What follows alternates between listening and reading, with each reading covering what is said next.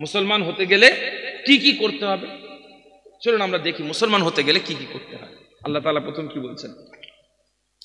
ভাইরা আমার, দোস্তরা আমার, আল্লাহ রাব্বুল আলামিন মুসলমানদের পরিচয় দিচ্ছেন, মুমিনদের পরিচয় দিচ্ছেন। সর্বপ্রথম পরিচয় দিয়ে বললেন আল্লাযীনা হুম ফি সালাতিহিম খাশিউন। একজন মুসলমান, একজন মুমিন, একজন মুসলমান, একজন মুমিন, তার সবথেকে বড় পরিচয় হলো সেই মানুষটা তার নিজের নামাজের ব্যাপারে সতর্ক থাকবে, নিজের নামাজের ব্যাপারে ভীত থাকবে। ঘুরে ফিরে সে নামাজে চলে আসে। কথা বলতে এতক্ষণ ধরে সবাই ভাবছে যে একটা কিছু নতুন কথা হবে। সেই 5 বার মসজিদে আজানের জন্য ডাকে, আজান দিয়ে ডাকে হাইয়া আলাস সালাহ, হাইয়া আলাস সালাহ, হাইয়া আলাল ফালাহ, হাইয়া আলাল ফালাহ। সেই রোজ 5 বার শুনছি আবার, তাই না? আমার মনে হয় মাঝে মধ্যে, আমার নিজেরও মনে হয় যে নামাজটা আমাদের জন্য একটা বোঝা, তাই না? নামাজটা আমাদের জন্য একটা বোঝা, রেসপন্সিবিলিটি, দায়িত্ব। যে যাই করে যদি এরকম কোনো দায়িত্ব না থাকে, কোনো চাপ না থাকে, আমাদের কাছে এটা বোঝা মনে হয়, কিন্তু এটা বোঝা নয়, বরং এটা আমাদের জন্য রাহমাত। কেন রাহমাত সেটা আমি একটু পরে বলবো। প্রথম বলি নামাজের ব্যাপারে সতর্ক থাকার মানে কি। আল্লাহ তাআলা কি বললেন? আল্লাযীনা হুম ফি সালাতিহিম খাশিউন। একজন মুমিন যে হবে, একজন মুসলমান যে হবে, সে তার নামাজের ব্যাপারে ভীত হবে। তার মানে কি? নামাজের ব্যাপারে ভয়, নামাজের ব্যাপারে সতর্কতা মানে কি? প্রিয় হাজিরিন, নামাজের ব্যাপারে ভয়, নামাজের ব্যাপারে ভীতি 3 সময় হয়। কয় সময়? 3 সময়। নামাজের ভয়, নামাজের ভীতি 3 সময়। আল্লামা ইমাম ফখরুদ্দিন রাজি রাহমাতুল্লাহি আলাইহি বললেন, আল্লাহ তাআলা বললেন আল্লাযীনা হুম ফি সালাতিহিম খাশিউন। যারা তাদের নামাজের ব্যাপারে ভীত হয়। নামাজের ব্যাপারে ভীত কারা? আল্লাহ নামাজের ব্যাপারে ভয় কি জিনিস? ইমাম ফখরুদ্দিন রাজি রাহমাতুল্লাহি আলাইহি বললেন 3 জায়গাতে ভয় করা। প্রথম নাম্বার হলো নামাজের আগে নামাজের ব্যাপারে ভয়, 2 নাম্বার হলো নামাজের মধ্যে নামাজের ব্যাপারে ভয়, 3 নাম্বার হলো নামাজের পরে নামাজের ব্যাপারে ভয়। নামাজের আগে নামাজের ব্যাপারে ভয়, নামাজের মধ্যে নামাজের ব্যাপারে ভয়, নামাজের পরে নামাজের ব্যাপারে ভয়। কি রকম? প্রথম বলি নামাজের আগে নামাজের ব্যাপারে ভয়। সেটা কি হবে? ভাইরা আমার, দোস্তরা আমার, সারাদিনের মধ্যে আমরা সাংসারিক কাজ করি, পরিবারের কাজ করি, ব্যবসা বাণিজ্য করি, চাষবাস করি, চাকরি বাকরি করি, সারাদিনে যাই করি না কেন প্রত্যেকটা জিনিস আমরা খুব মনোযোগের সাথে করি, প্রত্যেকটা কাজ আমরা খুব গুরুত্ব দিয়ে করি। ঠিক যেভাবে অন্যান্য কাজগুলোকে আমরা গুরুত্ব দিই, ঠিক একইভাবে সঠিক সময়তে নামাজ আদায় করার ব্যাপারে আমাদের গুরুত্ব দেওয়া, এদিকে খেয়াল রাখা, এর নাম হলো নামাজের আগে নামাজের ব্যাপারে ভয়। ধরেন আপনি বাঁকুড়া টাউনে যাবেন, বাঁকুড়া টাউনে যাবেন, বা ধরেন আপনি একদিন কলকাতায় যাবেন, বাস ধরেছেন কলকাতায় যাবেন কোন একটা কাজে, হসপিটালে। আপনার তো সারাদিনের হিসেব আছে, আমি কলকাতায় অমুক জায়গায় যাবো। এমন তো নয় যে আপনি এমনি বাসে উঠে গেলেন চলো কলকাতায় যাচ্ছি, এরকম তো না, একটা হিসেব আছে। আপনি মাঠে গেছেন, সারাদিন কি কি করবেন একটা হিসেব আছে যে আজকে আপনি মাঠে কেন যাচ্ছেন। আপনি দোকানে গেছেন, আপনার দোকান আছে, সারাদিনে কি করবেন তার একটা হিসেব আছে। আপনি যেভাবে অন্য সব কিছুর হিসেব নিকেশ করে রাখেন যে আমি এই সময় এটা করব, এটাকে আমার আজকের মধ্যে কমপ্লিট করতে হবে, এটাকে আমার শেষ করতে হবে, এটা আমার জন্য দরকার, এটা না হলে চলবে না, ঠিক একইভাবে আপনাকে হিসেব রাখতে হবে আমার 5 ওয়াক্ত নামাজ এই সময়ে, এই 5 ওয়াক্ত নামাজ এই সময়ে আমাকে আদায় করতে হবে। বুঝতে পারছেন? ভাইরা আমার, দোস্তরা আমার, আল্লাহ রাব্বুল আলামিনের রাসূল হযরত মুহাম্মদুর রাসূলুল্লাহ সাল্লাল্লাহু আলাইহি ওয়াসাল্লাম তিনি জানিয়ে দিলেন, যাকে হযরত আব্দুল্লাহ বিন মাসউদ রাদিয়াল্লাহু তাআলা আনহু প্রশ্ন করলেন, ইয়া রাসূলুল্লাহ, ইয়া হাবিবাল্লাহ, হুজুর দুনিয়ার বুকে সবথেকে ভালো কাজ কোনটা? দুনিয়ার বুকে সবথেকে বড় আমাল কোনটা? উত্তরে আল্লাহ রাসূল, আল্লাহর হাবিব সাল্লাল্লাহু সাল্লাল্লাহু আলাইহি ওয়াসাল্লাম বলে দিলেন, দুনিয়ার বুকে সবথেকে বড় আমাল, দুনিয়ার বুকে সবথেকে বড় কাজ হলো সঠিক সময়তে 5 ওয়াক্ত নামাজ আদায় করা। সঠিক সময়তে 5 ওয়াক্ত নামাজ আদায় করা। তাহলে এখান থেকে আমরা কি বুঝতে পারলাম, যে আমাদের জিন্দেগিতে আমরা যাই করি না কেন, এর মধ্যে আমাদেরকে নামাজের সময় নামাজটা আদায় করতে হবে। এই সিনসিয়ারিটি, এই ধারণাটা আমাদেরকে নামাজের ব্যাপারে ভীত করে তোলে, এবং এটাই আমাদের মুসলমান হওয়ার, মুমিন হওয়ার প্রথম স্টেপ। যে আমাদেরকে কি করতে হবে, সঠিক সময়তে নামাজের সময়তে নামাজটা কি করতে হবে, আদায় করতে হবে। রাসূলুল্লাহ সাল্লাল্লাহু আলাইহি ওয়াসাল্লাম তিনি যখন তার পরিবারের কাছে আসতেন, তিনি একজন পুরো সাংসারিক মানুষের মতো থাকতেন। সংসারে যা প্রয়োজন হতো, যদি তরকারিতে জাল দেওয়ার প্রয়োজন হতো তিনি সেটা দিতেন। নিজের কাপড় মোবারক ছিঁড়ে গেলে নিজ হাত মোবারক দিয়ে সেটা সেলাই করতেন। নিজের জুতো মোবারক ছিঁড়ে গেলে নিজ হাত মোবারক দিয়ে সেটা সেলাই করতেন। এমনকি সংসারের যাবতীয় কাজগুলো রাসূলুল্লাহ সাল্লাল্লাহু আলাইহি ওয়াসাল্লাম নিজে হাতে করতেন। আমরা কজন করব? আমাদের পরিবারের কজন বেটা ছেলে ঝাঁট দেয় বাড়িতে? আমাদের পরিবারের কজন বেটা ছেলে বাড়িতে কাপড় কাচে, নিজের কাপড়টা নিজে ধোয়? বাড়িতে চুলো জ্বলছে, কজন আমরা জাল দিই? দেখি আমরা খুব একটা করি না, কারণ ওগুলো তো মেয়েদের কাজ, ওগুলো মেয়েদের কাজ। আমাদের কাজ তো খাওয়া, আমরা তো খেতে আসি। আমাদের কাজ তো খাওয়া দাওয়া করা, আমরা তো শুধু খাবো। তো রাসূলুল্লাহ সাল্লাল্লাহু আলাইহি ওয়াসাল্লাম তার মতো উৎকৃষ্ট মানুষ আর কেউ আছে? সেই রাসূলুল্লাহ সাল্লাল্লাহু আলাইহি ওয়াসাল্লাম সংসারের কাজ নিজে হাতে নিজে করতেন, নিজের কাজ নিজে করতেন। এমনকি রাসূলুল্লাহ সাল্লাল্লাহু আলাইহি ওয়াসাল্লামের ব্যাগ খোলে পর্যন্ত অন্য কেউ বইতে পারত না, সব কাজ নিজে করতেন। ভাইরা আমার, দোস্তরা আমার, এই সব কিছু রাসূলুল্লাহ সাল্লাল্লাহু আলাইহি ওয়াসাল্লাম করার পরেও যখন নামাজের সময় হয়ে যেত, যখন হযরত বিলাল রাদিয়াল্লাহু তাআলা আনহু মসজিদে আযান দিয়ে দিতেন, সেই সময়তে হযরত আম্মা জান আয়েশা রাদিয়াল্লাহু তাআলা আনহা বলছেন যে ইয়াখরুজু ইলাল মসজিদি কাআন্নাহু লাম ইয়ারিফনি ওয়ালা নারিফুহু, যে তিনি রাসূলুল্লাহ সাল্লাল্লাহু আলাইহি ওয়াসাল্লাম এমন ভাবে আমাদের ছেড়ে মসজিদের দিকে বেরিয়ে যেতেন যেন আমরাও তাকে চিনি না, আর তিনিও আমাদেরকে চেনেন না। মানে রাসূলুল্লাহ সাল্লাল্লাহু আলাইহি ওয়াসাল্লাম সারাদিনে সংসারে সব কাজ করতেন, কিন্তু যখন আজান হয়ে গেল তখন সবকিছু আর কোনো কিছু আর চেনা জানা নেই, সব যেন অচেনা। মসজিদটাই তার মূল্য। আমাদের মধ্যে এই মানসিকতা তৈরি করতে হবে যে আমরা জিন্দেগিতে যাই করি না কেন, নামাজের সময়তে নামাজটা আদায় করে নিতে হবে। আচ্ছা, এখানে একটা প্রশ্ন আমি আপনাদেরকে জিজ্ঞেস করি, এত কিছু ভালো কাজ আছে, এর মধ্যে নামাজটা এত বেশি গুরুত্ব দেওয়া হচ্ছে কেন? নামাজটা এত বেশি গুরুত্বপূর্ণ কেন? রোজাটা নয় কেন? হজটা নয় কেন? আমি একবার জীবনে হজ করে আসলাম, এটাও তো ফরজ নাকি? পয়সাওয়ালাদের জন্য হজ করা কি ফরজ? তো আমি জীবনে একবার হজ করে আসলাম, বাস হয়ে যাওয়ার কথা। এত বেশি নামাজ নামাজ নামাজ নামাজ কেন? এর কারণ হলো যে আমাদের দৈনন্দিন আল্লাহ রাব্বুল আলামিনের সাথে সম্পর্কটা রাখার, দৈনন্দিন আল্লাহ তাআলার সাথে সম্পর্কটা রাখার একটা মাধ্যম হলো নামাজ। আপনি জীবনে কবার হজ করতে পারেন? একবার, দুবার, তিনবার? আর সম্ভব? অত সহজ নয়, অত সহজ নয়। আমাদের জন্য নামাজ আদায় করা, হজ করাটা জীবনে দুবার তিনবারের বেশি করা কঠিন। রোজা আপনি কত রোজা রাখবেন? সারা বছর রোজা রাখতে পারবেন? পারবেন সারা বছর রোজা রাখতে? পারবেন না। তাহলে রোজা রাখাটাও খুব একটা সারা বছর করা সম্ভব নয়। সারা জীবন দান করতে পারবেন? সকাল থেকে বসলাম শুধু দান করেই যাচ্ছি, সম্ভব? সম্ভব।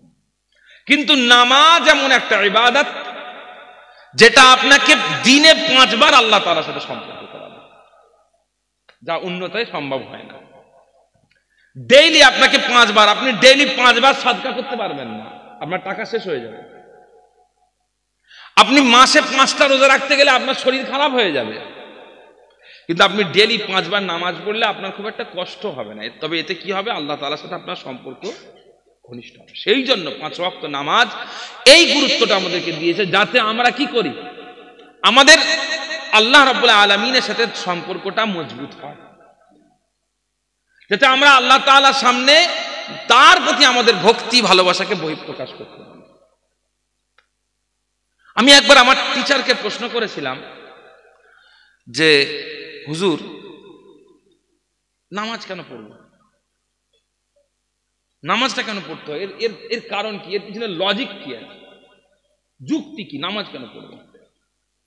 তো তিনি আমাকে একটা উদাহরণ দিয়েছিলেন, খুব বাহ্যিক জীবন থেকে, খুব সাদামাটা, মানে একদম দুনিয়াবি জীবন থেকে একটা উদাহরণ দিয়েছিলেন বোঝানোর জন্য যে কেন নামাজটা পড়তে হয়। তিনি বলছেন যে ওই অমুক জায়গায় একটা হাই মাদ্রাসা আছে, জানো, যে বলছে ওই মাদ্রাসার সামনে, ওই হাই মাদ্রাসার সামনে কিছুটা দূরে একটা মোড় মাথায় একটা ছেলে প্রতিদিন এই বেলা 10টা-15 ওখানটায় দাঁড়িয়ে থাকে, প্রতিদিন বেলা 10টা-15 ওখানে দাঁড়িয়ে থাকে। কেন কেন দাঁড়ায়? তার কারণ তার একটা প্রেমিকা আছে, সে হাই মাদ্রাসায় পড়ে এবং সে প্রতিদিন এই সময় সাইকেল করে ওখান থেকে যায়। কোনো কথা হয় না, কোনো আলাপচারিতা নয়, জাস্ট চোখে চোখ পড়া, এইটুকুর জন্য সে ওখানে দাঁড়িয়ে থাকে। এবং এই জিনিসটায় তাদের একে অন্যের প্রতি ভালোবাসার একটা বহিঃপ্রকাশ ঘটাচ্ছে।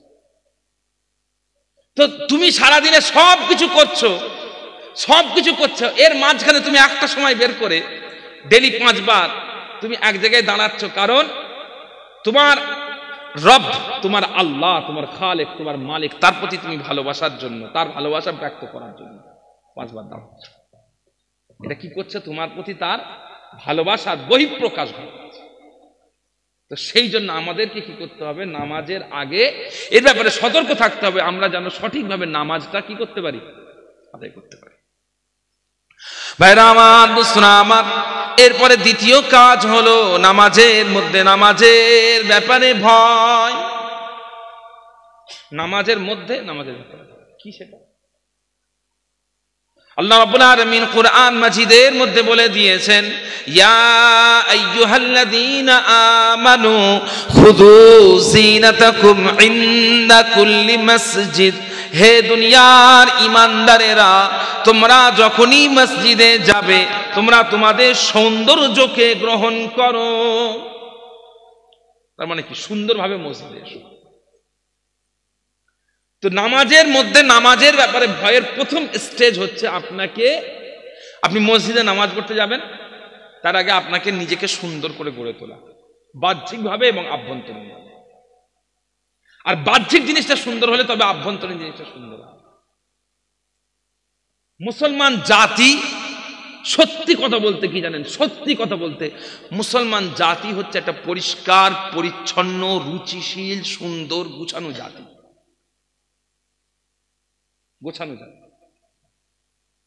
যে আল্লাহ রাব্বুল আলামিন যদি আপনাদেরকে কখনো মক্কা শরীফে, মদিনা শরীফে নিয়ে যায়, আপনাদের মধ্যে নিশ্চয় হাজী সাহেব, আপনি আচ্ছা, নিশ্চয়ই এখানে অনেক হাজী সাহেব আছেন বা কেউ উমরা করতে গেছে। আচ্ছা, একটা জিনিস আপনারা ওখানে গিয়ে খেয়াল করবেন, শুধু ঘুরলে হবে না, ওখানে জিনিসটা দেখতে হবে। কি দেখবেন? আপনি লক্ষ্য করবেন যে নর্মালি মানুষ কেমন, তার পোশাক আশাক কেমন, তার চাল চলন কেমন, তার আঙ্গুলের নখ কেমন, তার চুল কেমন, তার দাড়ি কেমন। আপনি দেখতে পাবেন মক্কা মদিনাতে গিয়ে মোস্ট অফ দ্য টাইম, সব সময়তে যেদিকেই তাকাবেন দেখবেন যে কটা মানুষ আছে তারা সবাই খুব রুচিশীল, পরিষ্কার পরিচ্ছন্ন। ওটা তো আমাদের মূল কেন্দ্র, মক্কা মদিনা তো আমাদের মূল কেন্দ্র। মূল কেন্দ্রে আপনি যদি পরিষ্কার পরিচ্ছন্নতা দেখতে পান, তার মানে কি? এটাই আমাদের বৈশিষ্ট্য। আপনি যদি মসজিদে হারামের যে কোনো মসজিদে হারামের যে কোনো বাথরুমে ঢুকবেন, আমি এখান থেকে বসে বলে দিচ্ছি, আচানক ঢুকে যাবে। আমি আপনাকে গ্যারান্টি সহকারে বলতে পারি আপনার বাড়ির টয়লেটের থেকে অনেক বেশি পরিষ্কার, অথচ সেখানে লক্ষ লক্ষ লোক নামাজ পড়ে, লক্ষ লক্ষ লোক সেখানে নামাজ পড়ে, সেখানে অজু করে। আপনি কোথাও পানের পিক পড়ে থাকতে দেখবেন না, সিগারেটের বাট পড়ে থাকতে দেখবেন না, কোথাও নোংরা পড়ে থাকতে দেখবেন না, কোথাও নয়লা জড়ো আছে পড়ে থাকতে দেখবেন না, কোথাও কিছু গন্ধ বেরোচ্ছে পাবেন না। এটা কিসের সাক্ষী দেয়? পরিচ্ছন্নতা। কিন্তু আমি একটা জিনিস লক্ষ্য করেছি, আমাদের ভারতবর্ষের মুসলমানদের মধ্যে কোথাও না কোথাও এই জিনিসটার একটা অভাব আছে, এই জিনিসটার একটা অভাব আছে। আমরা মসজিদে যাই যখন, বা ধরেন আজকে আমি উদাহরণ দিই একটা, রাগ করবেন না আপনারা, রাগ করবেন না। সেটা হলো আজকে এখানে এতগুলো মানুষ বসে আছেন, আপনি লক্ষ্য করবেন অধিকাংশ মানুষ মাথায় টুপি নেই। এটা ফরজ ওয়াজিব না, মাথায় টুপি দেওয়াটা ফরজ ওয়াজিব না। অধিকাংশ মানুষের গায়ে পাঞ্জাবি নেই, ফরজ ওয়াজিব না। অধিকাংশ মানুষের শরীরে পায়জামা বা লুঙ্গি নেই, যদিও এটা ফরজ ওয়াজিব না। কিন্তু কেন নেই? এটা কিসের দিকে ইঙ্গিত দেয়? এটা ইঙ্গিত দেয় যে আপনারা একটা আলাদা মজলিসে যাচ্ছেন, তার একটা আলাদা রূপ আছে, ডিজাইন আছে, সৌন্দর্য আছে, সেটার প্রতি আপনারা খুব একটা রুচিশীল নয়, সেটার প্রতি আপনারা খুব একটা ইন্টারেস্টেড নয়। ভাইরা আমার, দোস্তরা আমার, যখনই মসজিদে যাবেন, মসজিদে যাওয়ার সময়তে আপনার প্রথম কাজ হলো মসজিদের নামাজের মধ্যে নামাজের ব্যাপারে ভয় কিভাবে হবে। যখনই মসজিদে যাবেন, যাওয়ার সময়তে খুযু যিনাতাকুম ইনদা কুল্লি মসজিদ, আপনার মধ্যে জানো আল্লাহ রাব্বুল আলামিন বললেন তোমরা সৌন্দর্য ইখতিয়ার করো। তাই আপনি যখন মসজিদে যাবেন আপনার মধ্যে সৌন্দর্যের বহিঃপ্রকাশ থাকবে। সেটা কিভাবে? গন্ধযুক্ত দেহ নিয়ে নয়। আমি খুব সাধারণভাবে কথাগুলো বলছি, এইগুলো আমাদের শিখতে হবে। গোসল করা হয়নি, গায়ে ঘামের গন্ধ, এমন একটা জামা পরেছি যে জামাটা 2 সপ্তাহ ধোয়া নেই, তার থেকে ঘামের উটকো গন্ধ বেরোচ্ছে, জাস্ট গায়ে গলিয়ে দিলাম। একটা শার্ট পরে চলে গেলাম মসজিদে, হাতটা গোটানো, এখানটায় গুজান, কথা বুঝতে পেরেছেন? মসজিদে যাওয়ার সময় টুপিও নিয়ে গেলাম না, মসজিদে প্লাস্টিকের টুপি আছে, একটা নিয়ে মাথায় পরে নিলাম, আছে না? এই যে জিনিসটা, এটা যেন না হয়। মসজিদে যাবেন, কিভাবে যাবেন? আপনার মধ্যে কি থাকবে? গোসলের প্রয়োজন হলে গোসল করা, প্রয়োজন মধ্যে ফরজ গোসল শুধু নয়, দিনে তো কমপক্ষে একবার গোসল করতে হয়, সেটা যেন থাকে। আপনার গায়ে যেন দুর্গন্ধ না বের হয়, শরীরে দুর্গন্ধ বেরোচ্ছে, গন্ধ বেরোচ্ছে, এই অবস্থায় নয়, ঠিক আছে? দ্বিতীয়, ভালো পোশাক পরবেন। ভালো পোশাক মানে দামি পোশাক নয়। ভালো পোশাক মানে কি বললাম? দামি পোশাক নয়। ভালো পোশাক মানে পরিষ্কার পোশাক, রুচিশীল পোশাক, মানানসই পোশাক হলো। এরপরে কি? অজু করবেন। মসজিদে যাওয়ার আগে আপনারা কি করবেন? অজু করবেন। আমি আপনাদেরকে কয়েকটা জিনিস বলি অজুর ক্ষেত্রে, আমি কয়েকটা জিনিস লক্ষ্য করেছি। নাম্বার 1, আপনি আমার সাথীদেরকে জিজ্ঞেস করবেন, অধিকাংশ মসজিদে আমি নামাজ পড়তে যাই, অজুখানায় অজু করি না। কেন জানেন? মসজিদের অজুখানা এত নোংরা, মসজিদের প্রস্রাবখানা এত নোংরা যে ওখানে প্রস্রাব করতে গেলে খাওয়া দাওয়ার রুচি শেষ হয়ে যাবে, ওখানে অজু করতে গেলে আর অজুর রুচি থাকবে না। মসজিদের অজুখানার দেওয়াল এত নোংরা যে পাটা ঠেকিয়ে পায়ে পানি ঢালবো রুচি হয়, আছে না? কটু গন্ধ বেরোচ্ছে, প্রস্রাবের ঝাঁঝালো গন্ধ, কারো চোখ পড়ে না। এত মোটা করে আয়রন বসে গেছে, কারো খুব জঘন্য দেখতে লাগছে, কারো কোনো খেয়াল নেই। এই জিনিসটা কি খুব উল্টো কথা বলছি কি? এটা ঘটে না? এগুলো ঘটে না? অজু করবেন, প্রথম কথা হচ্ছে অজু করার আগে বলি, অজুখানা বাথরুমের কথা আপনাকে বলি। একটা জিনিস মনে করবেন, অবশ্যই বাথরুম নোংরা জায়গা, তবে বাথরুম এমন একটা জায়গা যে জায়গাতে মানুষ সব থেকে বেশি ভালনারেবল থাকে, অর্থাৎ দুর্বল থাকে। কেন? বাথরুমে খবিস থাকে। টয়লেটের মধ্যে কি থাকে? খবিস থাকে, এটা এক প্রকার জিন। যত নোংরা বেশি হবে তত জিন, ওই খবিস বেশি থাকবে, কারণ তারা নোংরা পছন্দ করে। আর ওই সময় আপনাকে যেটা করবে সেটা হলো কি, আপনার উপরে তারা এফেক্ট ফেলবে, আপনার উপরে তারা অসওয়াসা ফেলবে, আপনার মাথা অশ্বাসায় নিমজ্জিত হয়ে যাবে। আজকে আপনাদের এলাকায় জেনের রোগী হয় কিনা আমি জানি না, মানুষকে জেন টেন ধরে এলাকায়? ধরে। কেন ধরে জানেন? কেন ধরে জানেন? আমি আজ পর্যন্ত কোনোদিন জেনের দেখাও পাইনি আল্লাহর সঙ্গে। হ্যাঁ, কোনো এফেকশন, আল্লাহ মাফ করে, এটা আল্লাহ তাআলার দেওয়া তৌফিক। কোনো জেনের এফেক্ট, কোনো তাসির হওয়া তো দূরের কথা, কোনো জেনের আজ পর্যন্ত দৃষ্টিও পাইনি, কোনো অনুভবও হয়নি। কেন জানেন? এর একটা কারণ হচ্ছে আমি সবসময়তে এটার ব্যাপারে সতর্ক থাকি।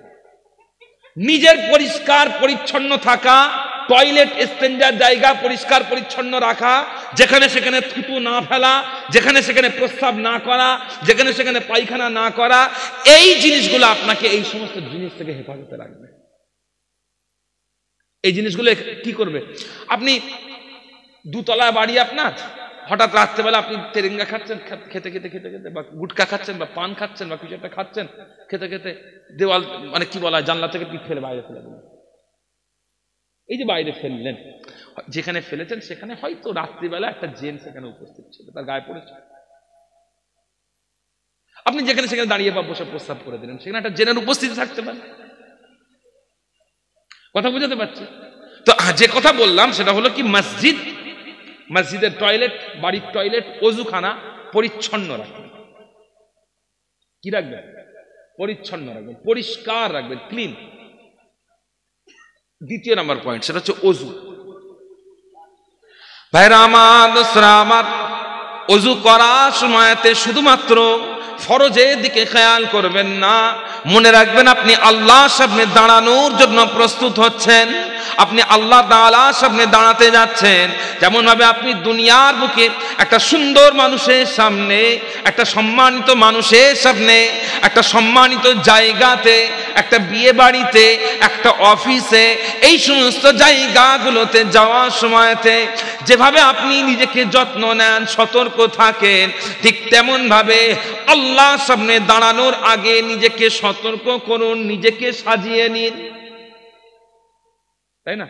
আপনি আপনার মানে কি বলা হয়, ধরেন ইয়াং ছেলে বা মেয়ে, বিয়ের জন্য দেখাশোনা হচ্ছে, ছেলে পক্ষ বা মেয়ে পক্ষ দেখতে আসছে, একটু সাজে না? সে ছেলেটাও সাজে, একটু সেলুনে গিয়ে চুল টুল ঠিক করলো, একটু মেকআপ ভালো করে ফেস ওয়াশ করলো, তাই না? একটু চুল নখ হাত পা সব ঠিকঠাক করলো, একটু ভালো করে তেল, শীতকাল হলে একটু ক্রিম ট্রিম মাখলো, মাখে না? কেন না? একজন মানুষের সামনে যাচ্ছে, তার সামনে নিজেকে কি করতে হবে? তার সামনে নিজেকে কি করতে হবে? রিপ্রেজেন্ট করতে হবে, উপস্থাপন করতে হবে, সেটা যেন সুন্দর হয়। শেষ করে দেবো নাকি জলসা?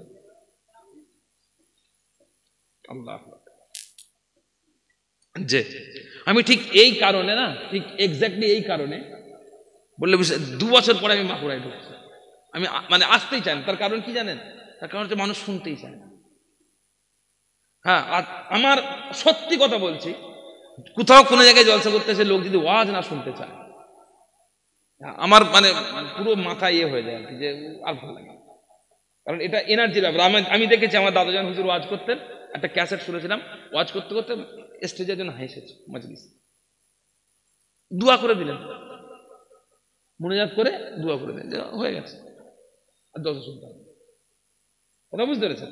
তো যাই হোক, পিয়ারে হাজিরিন, আমি আপনাদের কাছে বেশি কথা বাজলো, এই তো 11:30 হয়ে গেছে, 11:30 হয়ে গেছে, আর খুব বেশি হলে আপনার কাছে আধ ঘন্টা কথা বলবেন, ব্যাস হয়ে যাবে। একটুখানি খেয়াল করে শুনে নেন কথা। অজু করবেন, অজুর সময় তো শুধুমাত্র ফরজটার দিকে তাকাবেন না, নিজের পরিচ্ছন্নতার দিকে তাকাবেন। কিভাবে?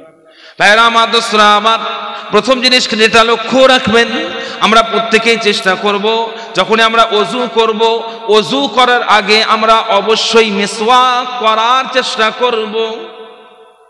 মিসওয়াক আপনি লক্ষ্য করবেন, একটা বড় অংশের মুসল্লি, একটা বড় অংশের মুসল্লি মসজিদে যায়, তারা নামাজ পড়ে, আপনি তাদের পাশে সেজদা দেবেন, তাদের মুখ থেকে গন্ধ বেরোচ্ছে, বিড়ির গন্ধ, সিগারেটের গন্ধ, তামাকের গন্ধ, খৈনির গন্ধ বেরোচ্ছে। আর এটা কেন হয়, কখন হয়? কারণ হচ্ছে আমরা মিসওয়াক করি না, আমরা মিসওয়াক করি না। 5 ওয়াক্ত নামাজে যেটা করব, আমরা চেষ্টা করব মিসওয়াক করার। অজু করবো যখন, তার আগে একবার ভালো করে মিসওয়াকটা দাঁতে বুলিয়ে নেব, এতে কি হবে? মুখের দুর্গন্ধ কাটবে। এরপরে যখন ওযু করবেন, আল্লাহ রাসূলুল্লাহ হাবিব সাল্লাল্লাহু আলাইহি ওয়াসাল্লাম শিখিয়ে দিয়েছেন ওযুর ক্ষেত্রে দুটো জিনিস গুরুত্বপূর্ণ। এক নাম্বার হলো ইসবাগুল উযু, উযুকে পরিপূর্ণ করা, আর দুই নাম্বার হলো পানি অপচয় না করা। এটা রাসূলুল্লাহ সাল্লাল্লাহু আলাইহি ওয়াসাল্লাম শিখিয়েছেন। প্রথম কি? ইসবাগুল উযু, যতটুকু অঙ্গ আপনার শরীরের যে যে অঙ্গগুলো আল্লাহ রাব্বুল আলামিন কোরআন মাজিদের মধ্যে ধোয়ার আদেশ দিয়েছেন, রাসূলুল্লাহ সাল্লাল্লাহু আলাইহি ওয়াসাল্লাম হাদিস শরীফের মধ্যে, সুন্নাত শরীফের মধ্যে যে সমস্ত ওযুর অঙ্গগুলো ধোয়ার আদেশ দিয়েছেন, এই অঙ্গগুলো ধোয়ার আমাদের পরিপূর্ণ ধোয়া যেমন আমাদের দায়িত্ব, ঠিক একইভাবে এই ধুতে গিয়ে পানি যেন নষ্ট না হয় সেটাও আমাদের দায়িত্ব। আপনি এমনভাবে উযু করছেন যে আপনার হাতের এখানে ফাঁকা রয়ে গেছে, এখানটায় ফাঁকা, ঠিক আছে? মুখ ধুলেন, আপনার এখানটায় ফাঁকা, শুকনো। পা ধুলেন, গোড়ালির কাজটা শুকনো। এটাও যেমন নিষিদ্ধ, ঠিক একইভাবে পানি নষ্ট করা নিষিদ্ধ। আমরা কি করি আমি আপনাকে দেখাই। মসজিদে গেলাম নামাজ পড়তে, ওযু করলাম, ওযুর সময় মসজিদের ট্যাপ আছে না, ওযু করে হাত ধুলাম, এটা মাথা মাসা করবো তো, ট্যাপটা খোলা আছে, আর মাথা মাসা করছে, পানি পড়ছে। কিন্তু এই যতক্ষণ মাথা মাসা করছে পানিটা বেকার নষ্ট হচ্ছে, বেকার নষ্ট হচ্ছে। তো এই জিনিসটা যেন না হয়। আল্লাহ রাসূলুল্লাহ হাবিব সাল্লাল্লাহু আলাইহি ওয়াসাল্লাম একজন সাহাবাকে দেখলেন যে তিনি যখন মসজিদে ওযু করছেন, ওযুর সময়তে তার দ্বারা পানি নষ্ট হচ্ছে। সেই সময়তে আল্লাহ রাসূলুল্লাহর হাবিব হযরতে মুহাম্মদুর রাসূলুল্লাহ সাল্লাল্লাহু আলাইহি ওয়াসাল্লাম ইরশাদ করলেন, হে আমার সাহাবা, খবরদার খবরদার, তুমি জানো ওযুর জন্য পানি নষ্ট করো না। সাহাবা বললেন, ইয়া রাসূলুল্লাহ, ইয়া হাবিবাল্লাহ, হুজুর আমি তো ওযু করছি, ওযুতে আবার পানি নষ্ট হয় নাকি? আল্লাহ রাসূল সাল্লাল্লাহু আলাইহি ওয়াসাল্লাম বলেন, হ্যাঁ, ওযু করতে গিয়েও যদি পানি নষ্ট হয় সেটা পানি নষ্টই ধরা হয়। আর শুনে রেখে দাও, জেনে রেখে দাও, তোমরা যদি একটা বহমান নদীর পাশেও ওযু করো তারপরেও তোমরা পানি নষ্ট করো না। একটা নদী বয়ে যাচ্ছে, তো কত পানি, তো একটা নদীতে অনেক পানি। আপনি একটা মানুষ কতটা পানি নষ্ট করতে পারেন, তাতে নদীর কিছু ফারাক পড়বে বলে মনে হয়? পরিবর্তন হবে? কিন্তু আল্লাহ রাসূল সাল্লাল্লাহু আলাইহি ওয়াসাল্লাম বলেন, ওটাও তোমরা করো না। বহমান নদীর পাশ দিয়ে যদি থাকো তোমরা, সেখানে ওযু করো, তাও তোমরা পানি নষ্ট করো না। তাহলে এই খেয়াল আমাদের থাকবে। ওযু যখন করব, মসজিদে আসবো, মসজিদে এসে আমরা কি করব?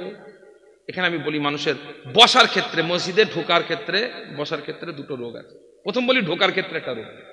ভাইরা আমার, দোস্তরা আমার, একটা জিনিস লক্ষ্য করবেন, একজন মানুষ মসজিদে যখন ঢুকছেন, এদিকে ইমাম সাহেব জামাতে দাঁড়িয়ে গেছেন, ইমাম সাহেব রুকুতে চলে গেছেন, মুসল্লি পেছন থেকে দৌড়ে দৌড়ে মসজিদে ঢোকে কিনা? ইমাম সাহেব রুকুতে চলে গেছে, মুসল্লি পেছন থেকে দৌড়াচ্ছে, দৌড়েন। আল্লাহ রাসূলুল্লাহ হাবিব সাল্লাল্লাহু আলাইহি ওয়াসাল্লাম বললেন, ইদা আতাইতুমুল মসজিদ, তোমরা যখন মসজিদে আসবে কেমন হবে? আলাইকুমুস সাকিনাতু ওয়াল ওয়াকার, তোমাদের মধ্যে শান্ত ভাব থাকবে এবং গাম্ভীর্য থাকবে। সাহাবা রাসূলুল্লাহ সাল্লাল্লাহু আলাইহি ওয়াসাল্লামের সামনে ছুটে ছুটে মসজিদে আসছেন।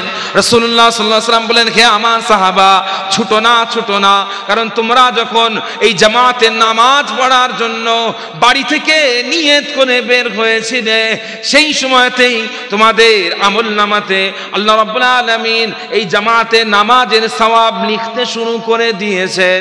সেই জন্য তোমাদের ছোটার দরকার নেই। তোমরা যতক্ষণ ধরে এই মসজিদে আসছো, তোমাদের প্রতিটা পায়ে পায়ে 10টা করে নেকি লেখা হচ্ছে আর 10টা করে গুনাহ মাফ হচ্ছে। সেই জন্য ছুটো না, আস্তে আস্তে এসো। জামাত পেলেও জামাতের সওয়াব পাবে, না পেলেও জামাতেরই সওয়াব তোমরা পাবে। কথা বুঝতে পেরেছেন? যখন বাড়ি থেকে নিয়ত করে নিয়েছেন জামাতে নামাজ পড়বো, ছোটার দরকার, এক রাকাত ছেড়ে গেছে, উঠে দাঁড়িয়ে পড়ে নেব। বুঝতে পারছেন? আবার মানুষের একটা রোগ হচ্ছে কি জানেন? ধরেন ইমাম সাহেব রুকুতে গেছে, ছুটে চলে আসবে, এসে দাঁড়ানোর চেষ্টা করবে, এর মধ্যে ইমাম সাহেব উঠে দাঁড়িয়ে গেছে, উনি কিন্তু আর নিয়ত বাঁধবেন না। ততক্ষণ পর্যন্ত সেজদা থেকে না উঠছে, দাঁড়াচ্ছে, ততক্ষণ নিয়ে দাঁড়াবে না, হয় না? চুপ করে দাঁড়িয়ে।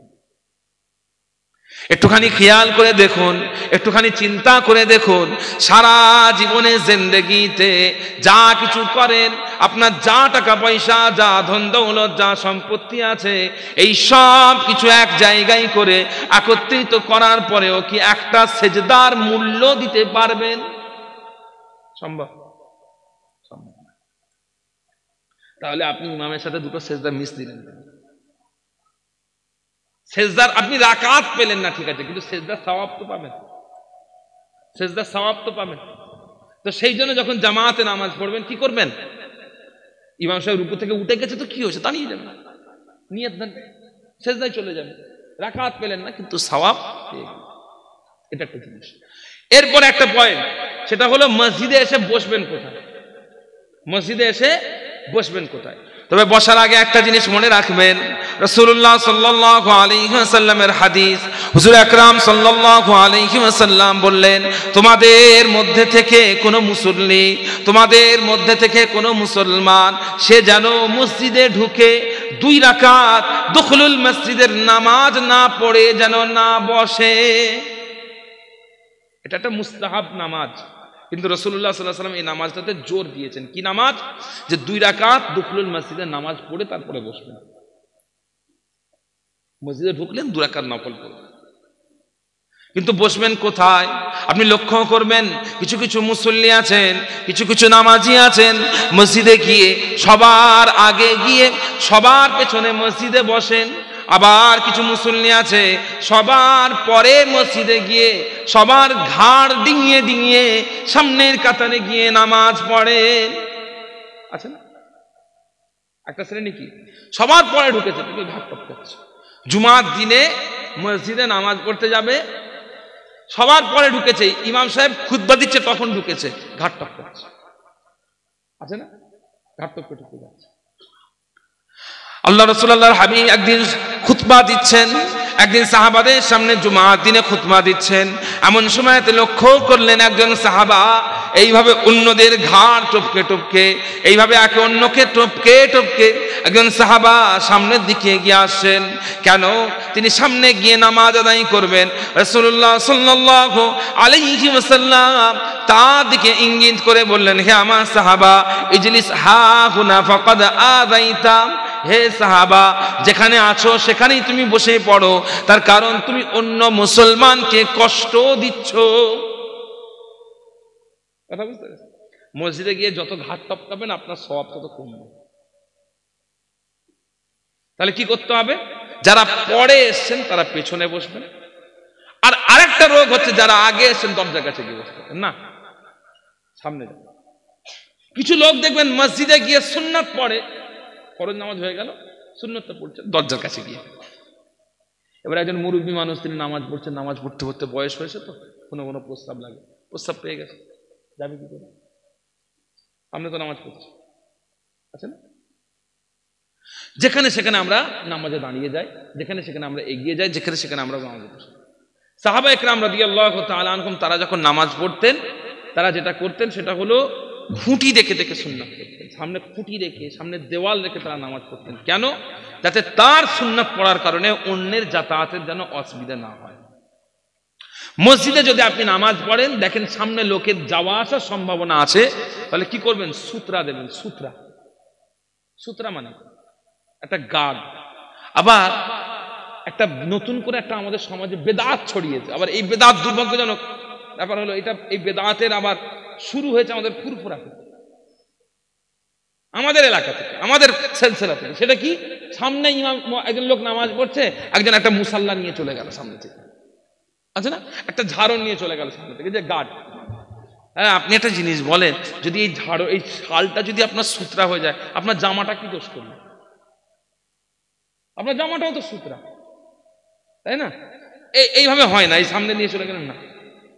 আবার অনেকে আছেন নামাজ পড়ছেন, একটা ইঁট টাঙিয়ে দিয়ে, সামনে একটা ইঁট ঝুলছে, সামনে একটা ইঁট রেখে দিয়েছেন, সূত্রা। মনে রাখেন, সূত্রা হওয়ার শর্ত হচ্ছে সূত্রা 1 হাত লম্বা হতে হবে। কতটা? 1 হাত লম্বা। আর 1 আঙ্গুল পরিমাণ কমপক্ষে মোটা হতে হবে। 1 আঙ্গুল পরিমাণ মোটা হতে হবে, 1 হাত লম্বা হতে হবে। যখন নামাজ পড়বেন ফাঁকা জায়গায় সামনে লোকজন যাতায়াতের ব্যাপার থাকতে পারে, একটা সূত্রা দিয়ে নামাজ পড়বেন, এতে অন্যের অসুবিধা হবে। বুঝতে পেরেছেন? আচ্ছা, এবারে আসি কাতারের প্রসঙ্গে। আপনারা রাগ করছেন না তো? কাতারের প্রসঙ্গে, কাতারটা কি ভাইরা আমার, দোসরা আমার, আল্লাহ রাসূলুল্লাহ হাবিব সাল্লাল্লাহু আলাইহি ওয়াসাল্লাম বললেন, হুজুর পাক সাল্লাল্লাহু আলাইহি ওয়াসাল্লাম যখনই তিনি নামাজে দাঁড়াতেন, যখনই হযরত বিলাল রাদিয়াল্লাহু তাআলা আনহু ইকামত শেষ করতেন, রাসূলুল্লাহ সাল্লাল্লাহু আলাইহি ওয়াসাল্লাম সেই সময়তে সাহাবাদের দিকে লক্ষ্য করে বারবার করে আদেশ দিতেন, ইস্তাউ আতিম্মু সুফুফাকুম ওয়া'তাদিলু, হে আমার সাহাবারা তোমরা কাতার সোজা করো, কাতার পূর্ণ করো, কাতার সোজা করো, কাতার পূর্ণ করো। কেননা ফাইন্না বিইতমামিস সুফুফি ইতমামুস সালাত, তার কারণ হলো কাতার সোজা হলে নামাজ পরিপূর্ণ হয়, কাতার পরিপূর্ণ হলে নামাজ পরিপূর্ণ হয়, কাতার পরিপূর্ণ হলে নামাজ পরিপূর্ণ। আমরা কি করি? আমরা ওই চিন্তা করি না নামাজ হচ্ছে কি হচ্ছে না। আমরা দেখি কোন জায়গায় নামাজ পড়লে পাখার হাওয়াটা সরাসরি গায়ে লাগবে, শীতকাল হলে কোন জায়গায় নামাজ পড়লে রোদটা গায়ে পড়বে, তাই না? না, যেটা করবেন সেটা হলো কাতার যেখানে দাঁড়ালে নামাজটা শুদ্ধ হবে, সামনের কাতার যদি ফাঁকা থাকে, পেছনের কাতারে আপনি ইচ্ছা করে দাঁড়ালে আপনার নামাজ হবে, আগে সামনের কাতার পূর্ণ করবেন। আর আরেকটা জিনিস হচ্ছে কাতার সোজা করবেন, কাতার সোজা করবেন। ঠিক এইভাবে নামাজের প্রত্যেকটা জিনিস আপনাকে পালন করতে হবে, নিয়ত বাঁধা থেকে শুরু করে, হাত বাঁধা থেকে শুরু করে, কোরআন শরীফ তেলাওয়াত করা থেকে শুরু করে, রুকু থেকে শুরু করে, সেজদা থেকে শুরু করে সব কিছু আপনাকে নিয়মানুবর্তিতার সাথে করতে হবে। তবেই কি হয়, নামাজটা নামাজের মধ্যে নামাজের ব্যাপারে। পিয়ারে হাজিরিন, আমি আপনাদের কাছে যদি এই আলোচনা করতে চাই, আমার অন্য কথাগুলো বলা হবে না, আমি এটা এখানে থামাচ্ছি, অন্য কথাগুলো বলবো। তবে একটা জিনিস বলে রাখি, আপনাদেরকে এটা শিখতে হবে। মুসলমান শুনলে খুব দুর্ভাগ্যজনক ব্যাপার, শুনলে অবাক হবেন, মুসলমান তারা নামাজ পড়তে এখনো শেখে না। মসজিদে যাচ্ছে একজন মুসলমান, মসজিদে যাচ্ছে নামাজ আদায় করার জন্য, মসজিদে যাচ্ছে নামাজ পড়ার জন্য, মুসলমান গিয়ে কি হচ্ছে জানেন? মসজিদে গিয়ে অবাক হয়ে যাবে, একটা গেঞ্জি পরে নামাজ পড়তে যাচ্ছে, সেই গেঞ্জিতে মূর্তির ছবি, গেঞ্জিতে কি আছে? মূর্তির ছবি। আজকে একজন ব্যক্তি আমার পাশে আসরে নামাজ পড়লো ফুরফা শরীফের মসজিদে, তার বাম হাতে একটা আংটি, সেই আংটিতে ঈগল পাখির ছবি। সেই আংটিতে কিসের ছবি? ঈগল পাখির ছবি। গেঞ্জিতে প্রাণীর ছবি। বাজারে গেছে, বাজার করে মসজিদে ঢুকেছে, বাজারের ব্যাগটাতে একটা মেয়ে ছেলের, বেপর্দা মেয়ে ছেলের ছবি, সেটা নিয়ে মসজিদে ঢুকে গেছে। ঘটছে কিনা? একটা বেপর্দা মেয়ে ছেলের ছবি নিয়ে মসজিদ, এগুলো নিজে চোখে দেখা ভাই। আজকে এখানে বসে বসে 100 কিলোমিটার দূর থেকে এসে এই নামাজ শেখানোর কথা, মসজিদের আদব শেখানোর, এমনি নয়, এমনি নয়। এর একটা বড় কারণ হলো আমরা এই কমন সেন্স গুলো হারিয়ে ফেলেছি। এই কমন সেন্স আমাদের মধ্যে থেকে দূর হয়ে গেছে, যে না মসজিদে যাচ্ছে, আমাদের পোশাকটা কি, আমি হাতে, আমার হাতে আংটিটা কিসের আংটি, আমার চুল কেমন আছে, আমার টুপি কেমন আছে, আমার পোশাক কি, কি পরে, আমার হাতে ব্যাগটাতে কি আঁকা আছে, নিয়ে চলে যাবে। আজকাল আমাদের একটা ব্যারাম হয়ে গেছে এই ছবি। ছবি আমাদের একটা কি বলেন তো, ব্যারাম। সব জায়গায় আমাদের ছবি দরকার, সব জায়গায় সব কিছু আমাদের কি দরকার? ছবি। এই ছবি, একটা জিনিস আমি আপনাকে বলি, ছবি আল্লাহ রাসূল সাল্লাল্লাহু আলাইহি ওয়াসাল্লাম নিষেধ করেছেন, ছবি থেকে নিষেধ করেছেন। কেন জানেন? ইসলামের সঙ্গে ছবির কি সম্পর্ক? আসাদুন নাসি আযাবান ইয়াউমাল কিয়ামাতি আল মুসাউবিরুন, আল্লাহ রাসূল সাল্লাল্লাহু আলাইহি ওয়াসাল্লাম বলেছেন, কিয়ামতের ময়দানে সবথেকে বেশি আযাব তাদেরকে দেওয়া হবে যারা ছবি আঁকে, যারা ছবি তৈরি করে। তো ছবিতে রোগ, সমস্যাটা কি? তার কারণ হলো ছবি মানুষকে ছবির অ্যাপ্রিসিয়েশনের দিকে ডাকে, আর সেই অ্যাপ্রিসিয়েশন ওয়ারশিপে পরিণত হয়। ছবি মানুষকে আকর্ষিত করে, মানুষকে টানে, এবং একসময় সেই ছবিতে মানুষ ইবাদত করে, ছবিকে মানুষ ইবাদত করে। আমি মক্কা শরীফে গেছি, গিয়ে সেখানে গিয়ে দেখছি একটা লোক একটা মসজিদে গামামাতে নামাজ পড়ছে, মদিনা শরীফ। কোন মসজিদ? যে মসজিদে রাসূল পাক সাল্লাল্লাহু আলাইহি ওয়াসাল্লাম যেখানে ঈদ পড়াতেন, ছোটখাটো জায়গা, যে জায়গায় রাসূলুল্লাহ সাল্লাল্লাহু আলাইহি ওয়াসাল্লাম ঈদ পড়াতেন, ছোট জায়গা, যেখানে রাসূল পাক সাল্লাল্লাহু আলাইহি ওয়াসাল্লাম মুনাজাত করেছিলেন, যার ফলে বৃষ্টি নেমেছিল, গুরুত্বপূর্ণ জায়গা। সেখানে একজন নামাজ পড়ছে, নামাজ পড়তে গিয়ে একজন, আমি নিজে চোখে দেখেছি, একজন নামাজ পড়ছে, অন্যজন ভিডিও করছে, অন্যজন নামাজ পড়ছে, একজন ভিডিও করছে। কাবা শরীফের সামনে একজনকে দেখলাম একটা কাগজে হ্যাপি বার্থডে টু অমুক বলে লিখে এরকম দাঁড়িয়ে আছে, আর অন্য একজন ছবি তুলছে। দেখো, কাবাতে তোমাকে স্মরণ করছে। এই জিনিসটা কেন হচ্ছে বলেন তো? কারণ আমাদের ছবি প্রেম। সবকিছুতে আমাদের ছবি দরকার, সবকিছু আমাদের সেলফি দরকার, ছবি দরকার। ফুরফুরা শরীফ গেছি কয়েকটা ছবি, বাজারে গেছি কয়েকটা ছবি, হোটেলে গেছি কয়েকটা ছবি, রেস্টুরেন্টে গেছি কয়েকটা ছবি, বিয়ে করতে গেছি কয়েকটা ছবি, বিয়ে খেতে গেছি কয়েকটা ছবি। সব জায়গায় আমাদের কি দরকার? ছবি দরকার। তাহলে একসময় আমাদের তার মানে কোন জায়গায় এসে গেছে? আমরা ছবিকে অ্যাকচুয়ালি আমরা মনে মনে ইবাদত করতে শুরু করে দিয়েছি, মনে মনে ইবাদত করতে শুরু করে দিয়েছি। কারণ ছবিটা না থাকলে আমাদের মনে হয় যে আমাদের সবকিছু পূর্ণ হচ্ছে না। কথা বুঝতে পেরেছেন? তো আজকাল এই জিনিসগুলো খুব বেড়েছে। আপনার মানুষজন এখন মসজিদে চলে যাচ্ছে ছবিওয়ালা পোশাক পরে, ছবিওয়ালা ব্যাগ নিয়ে, ছবিওয়ালা জিনিসপত্র নিয়ে। খুব সাবধান হবে। আচ্ছা, এখানে আরেকটা মাসআলা বলে দিই, সেটা হচ্ছে মিউজিকের মাসআলা। আমাদের প্রত্যেকের মোবাইলে রিংটোন থাকে, আছে না? কারো মোবাইলে মিউজিক রিংটোন আছে। এখন আপনি মসজিদে গেছেন, মসজিদে গিয়ে নামাজ পড়ছেন, রিংটোন বাজছে, কি করবেন? এটা একটা খুব গুরুত্বপূর্ণ জিনিস। আমি অন্য নামাজ কিভাবে পড়বেন, রুকু কিভাবে করবেন, সেজদা কিভাবে করবেন, এদিকে যাচ্ছে না। কারণ আপনাদের এখানে এসে আমার মাশাআল্লাহ দেখে খুব আনন্দ হয়েছে যে আপনাদের এখানে একটা মক্তব তৈরি হয়েছে, তাই না? মক্তবে ওমর রাদিয়াল্লাহু তাআলা আনহু, হযরত সাইয়্যিদুনা ওমর আল ফারুক রাদিয়াল্লাহু তাআলা আনহুর স্মরণে একটা মক্তব তৈরি হয়েছে। আমি আপনাদের সকলকে অনুরোধ করব যে এটাকে আপনারা গুরুত্ব দেন, এটাকে আপনারা গুরুত্ব দেন। তার কারণ হচ্ছে কি জানেন? তার কারণ হলো, আমি এসে একদিন এসে দেখেছেন তো আলোচনা করছে, চলে যাচ্ছে। হ্যাঁ, কথা বুঝতে পেরেছেন? আমারও মিজাজে একটা আসর করছে যে কি ওয়াজ করছি, লোক শুনতে চাইছে না, ভালো লাগছে না, কটা লোক বসে যায়, আমার একটা বিরক্তি লাগছে। এবং এই যে আমার, এটা কিন্তু আমার খামতি, এটা কিন্তু আমার খুব ভালো জিনিস নয়, এটা আমার খামতি। কিন্তু যারা মক্তব তৈরি করেছেন তারা কি করেন? প্রতিদিন প্রতিনিয়ত তারা মেহনত করে। তার ফলে কি হয়? এলাকায় শিক্ষার আলো ছড়ায়। জলসা থেকে হবে না এটা। আজকে আমি এখানে এসে অবাক হলাম যে হাদিসের অনুবাদের মানে প্রতিযোগিতা হয়েছে, কোরআনের আয়াতের অনুবাদের প্রতিযোগিতা হয়েছে, 40 হাদিসের প্রতিযোগিতা হয়েছে। এই জিনিসগুলো কিভাবে সম্ভব? সব মক্তবেরই ছাত্র নাকি? মক্তবেরই ছাত্র। তার মানে কি? একটা বেটার প্রজন্ম, বেটার জেনারেশন তৈরি করা হচ্ছে। কথা বুঝতে পেরেছেন? তো আপনারা যদি মনে করেন যে এলাকায় ইসলামকে টিকিয়ে রাখবো, মক্তবটাকে টিকিয়ে রাখেন। বুঝতে পেরেছেন? এলাকায় ইসলামকে টিকিয়ে রাখতে চাইলে মক্তবটাকে টিকিয়ে রাখেন। যেটা অন্যদিকে যে কথা আমি বলতে চাইছিলাম সেটা হলো কি, এই কয়েকটা জটিল জিনিস একটুখানি বলে রাখি। সেটা হলো, নামাজের সময়তে আপনার মোবাইলে রিংটোন বাজছে, আপনি কি করবেন? প্রথম জিনিস একটা মনে রাখতে হবে যে আমাদের মোবাইলটা যেন মসজিদে ঢোকার সময় সাইলেন্ট থাকে। এটা যেন আমাদের একটা কি হয়, চূড়ান্ত দায়িত্ব নিয়ে যেন আমরা এই কাজটা করি। আর যদি সম্ভব হয়, বাড়িতে আছেন, মসজিদে যাওয়ার সময় মোবাইল নিয়ে যাবেন না। মসজিদে যাওয়ার সময় কি বললাম?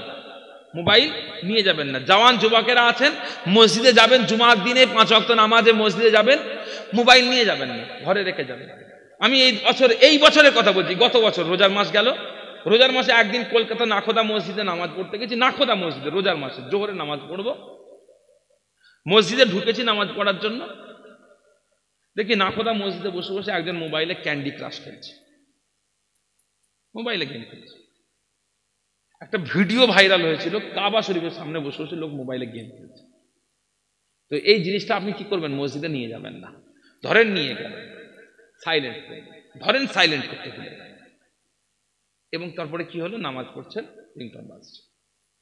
ভাইরা আমার, দোস্তরা আমার, এই সময়তে লক্ষ্য করা যায় কিছু মানুষ আছেন, তারা কি করেন?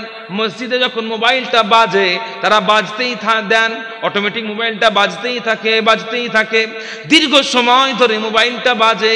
পুরো মসজিদের মুসল্লিদের নামাজে সমস্যা হয় এবং এই অবস্থাতেই ওই মানুষটা রয়ে যান।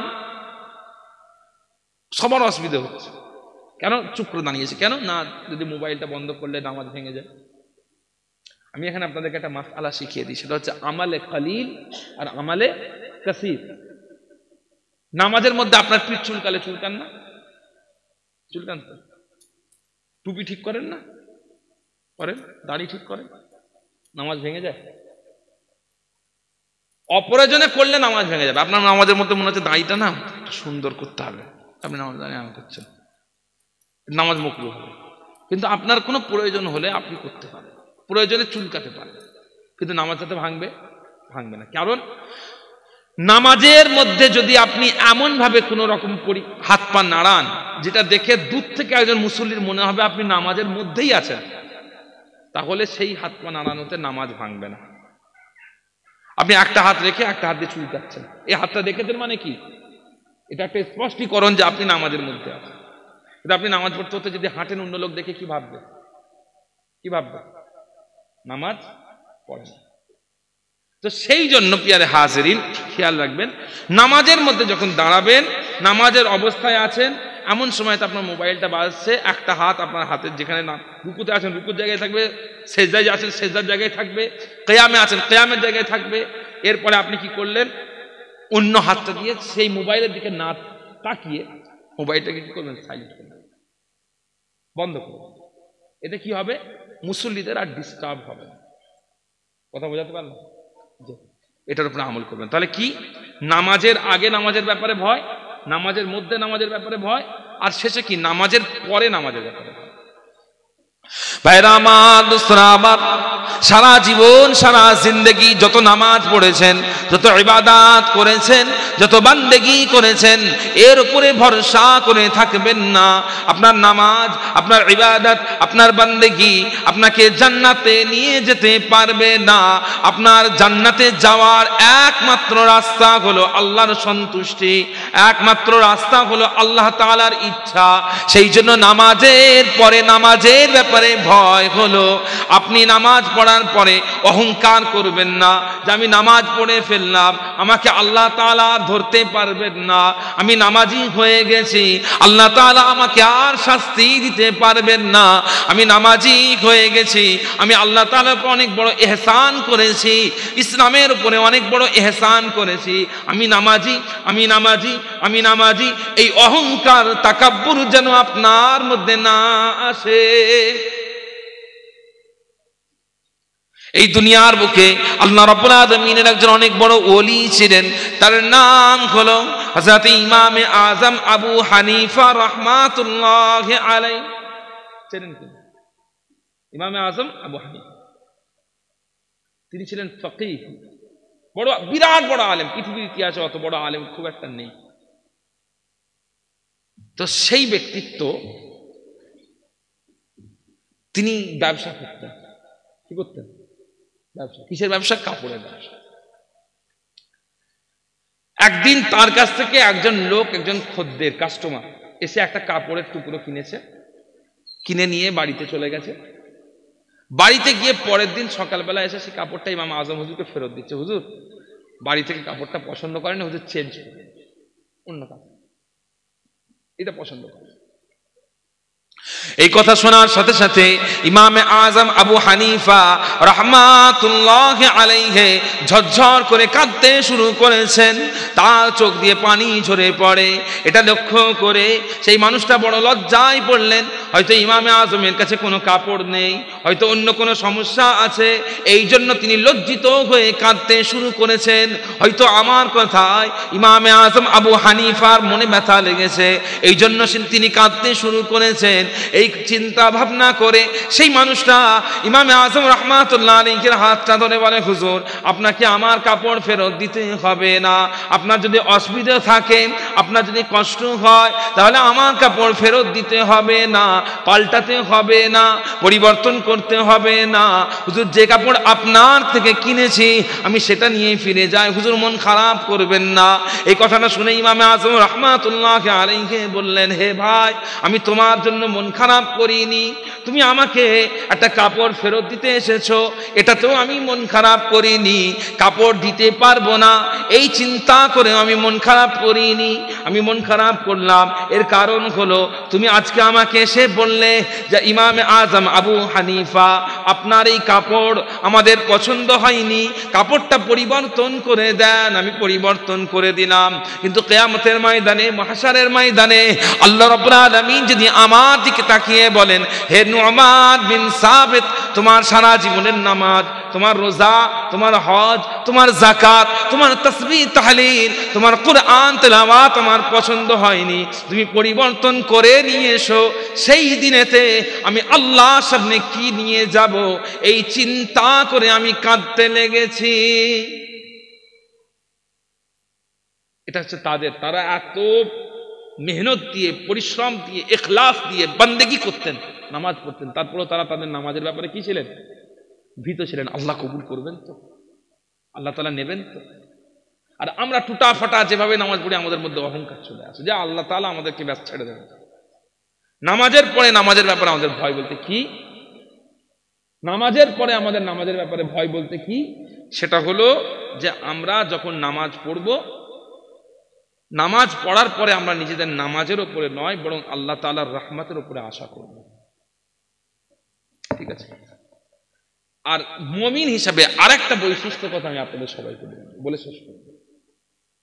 নামাজের কথা বললাম, আরেকটা বৈশিষ্ট্য কথা বললাম, সেটা হচ্ছে কি? ওয়াল্লাযীনা হুম আলা ফুরুজিহিম হাফিজুন। যারা মুসলমান হবে, যারা মুমিন হবে, তারা তাদের লজ্জাস্থানকে হেফাজত করবে। কোনটা লজ্জাস্থান?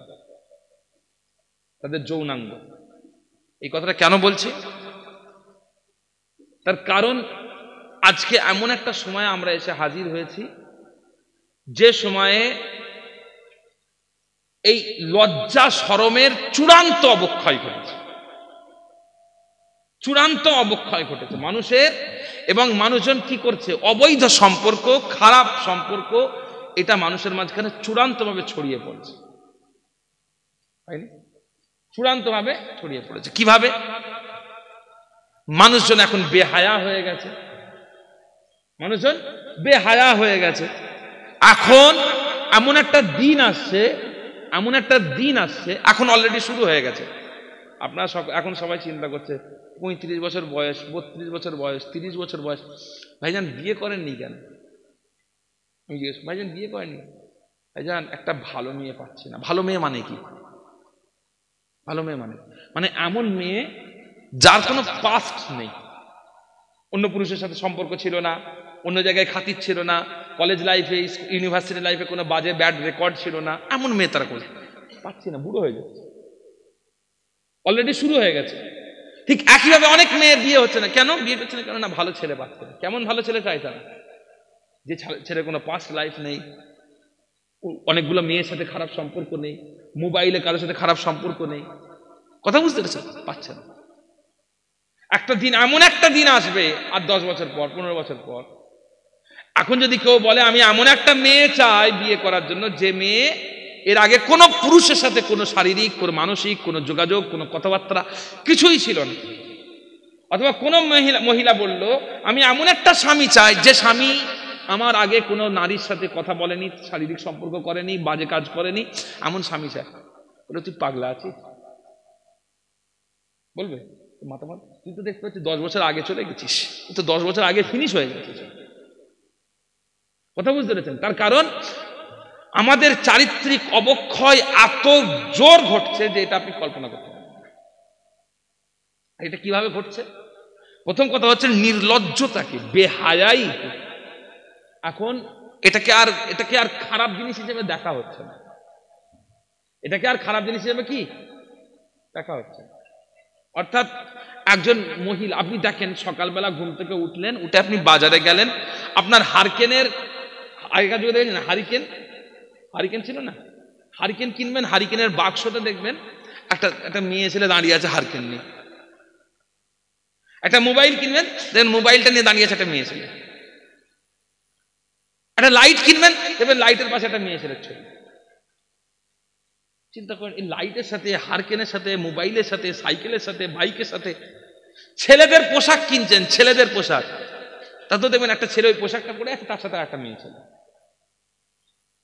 তো এখন যেটা হচ্ছে সেটা হলো সব জায়গাতে বেপরদেগিকে ছড়ানো হচ্ছে। এর ফলে কি হচ্ছে, আমাদের চোখ আছে তো, চোখ যখন এই জিনিসটা দেখছে তখন এটার প্রতি আসক্তি বাড়ছে, টান বাড়ছে, এবং তখন তার মধ্যে আমরা লিপ্ত হচ্ছে। এই জায়গা থেকে আমরা বাঁচবো কি করে? আমাদের মধ্যে কিভাবে আমরা পর্দা পুশিদাকে নিয়ে আসবো? লজ্জাস্থানের হেফাজত করতে গেলে আমাদের মধ্যে কিভাবে শালীনতাকে নিয়ে আসবো, কিভাবে লাজুকতাকে নিয়ে আসবো? প্রথম নাম্বার কাজ আমি বলবো সেটা হলো, সেটা কাজটা মেয়েদের কাজ এবং একই সাথে সেটা ছেলেদের কাজ। যদি মনে করেন যে দুনিয়ার বুকে মুসলমান আমাদের জাতি, এই জাতি প্রত্যেকটা সন্তান তার নিজের পিতাকে চিনুক। আল্লাহ তাআলা মুসলমানদেরকে বিয়ে করতে বলেছেন, বলেননি? রাসূলুল্লাহ সাল্লাল্লাহু আলাইহি ওয়াসাল্লাম জোর দিয়েছেন বিয়ে করার জন্য, জোর। ইয়া মাশারাস শাবাব ফামান ইসতাতা মিনকুমুল বাআতা ফালইয়াতাযাওয়াজ ফাইন্নাহু আগাদ্দু লিল বাসারি ওয়া আহসানু লিল ফারাজ। আল্লাহ রাসূল সাল্লাল্লাহু আলাইহি ওয়াসাল্লাম বললেন, হে যুবকেরা, হে তরুণেরা, তোমাদের মধ্যে থেকে যারা বিয়ে করতে পারবে, অর্থাৎ যারা মোহর দিতে পারবে, স্ত্রীকে খাওয়ানোর মতো ক্ষমতা আছে, একটা ঘর দেওয়ার মতো ক্ষমতা আছে, তোমরা বিয়ে করে নাও। তার কারণ হলো, যদি তোমরা বিয়ে করো এটা তোমাদের জন্য তোমাদের চোখকে হেফাজত করবে, তোমাদের লজ্জাস্থানকে হেফাজত করবে। হুজুর বলছেন কি বলেন? বিয়ে করো। জওয়ানদেরকে বললেন বিয়ে করো তোমরা। শুনলে অবাক হবেন, রাসূল পাক সাল্লাল্লাহু আলাইহি ওয়াসাল্লামের সাহাবারা 13 বছর, 14 বছর, 15 বছর, 16 বছর বয়সে বিয়ে করে।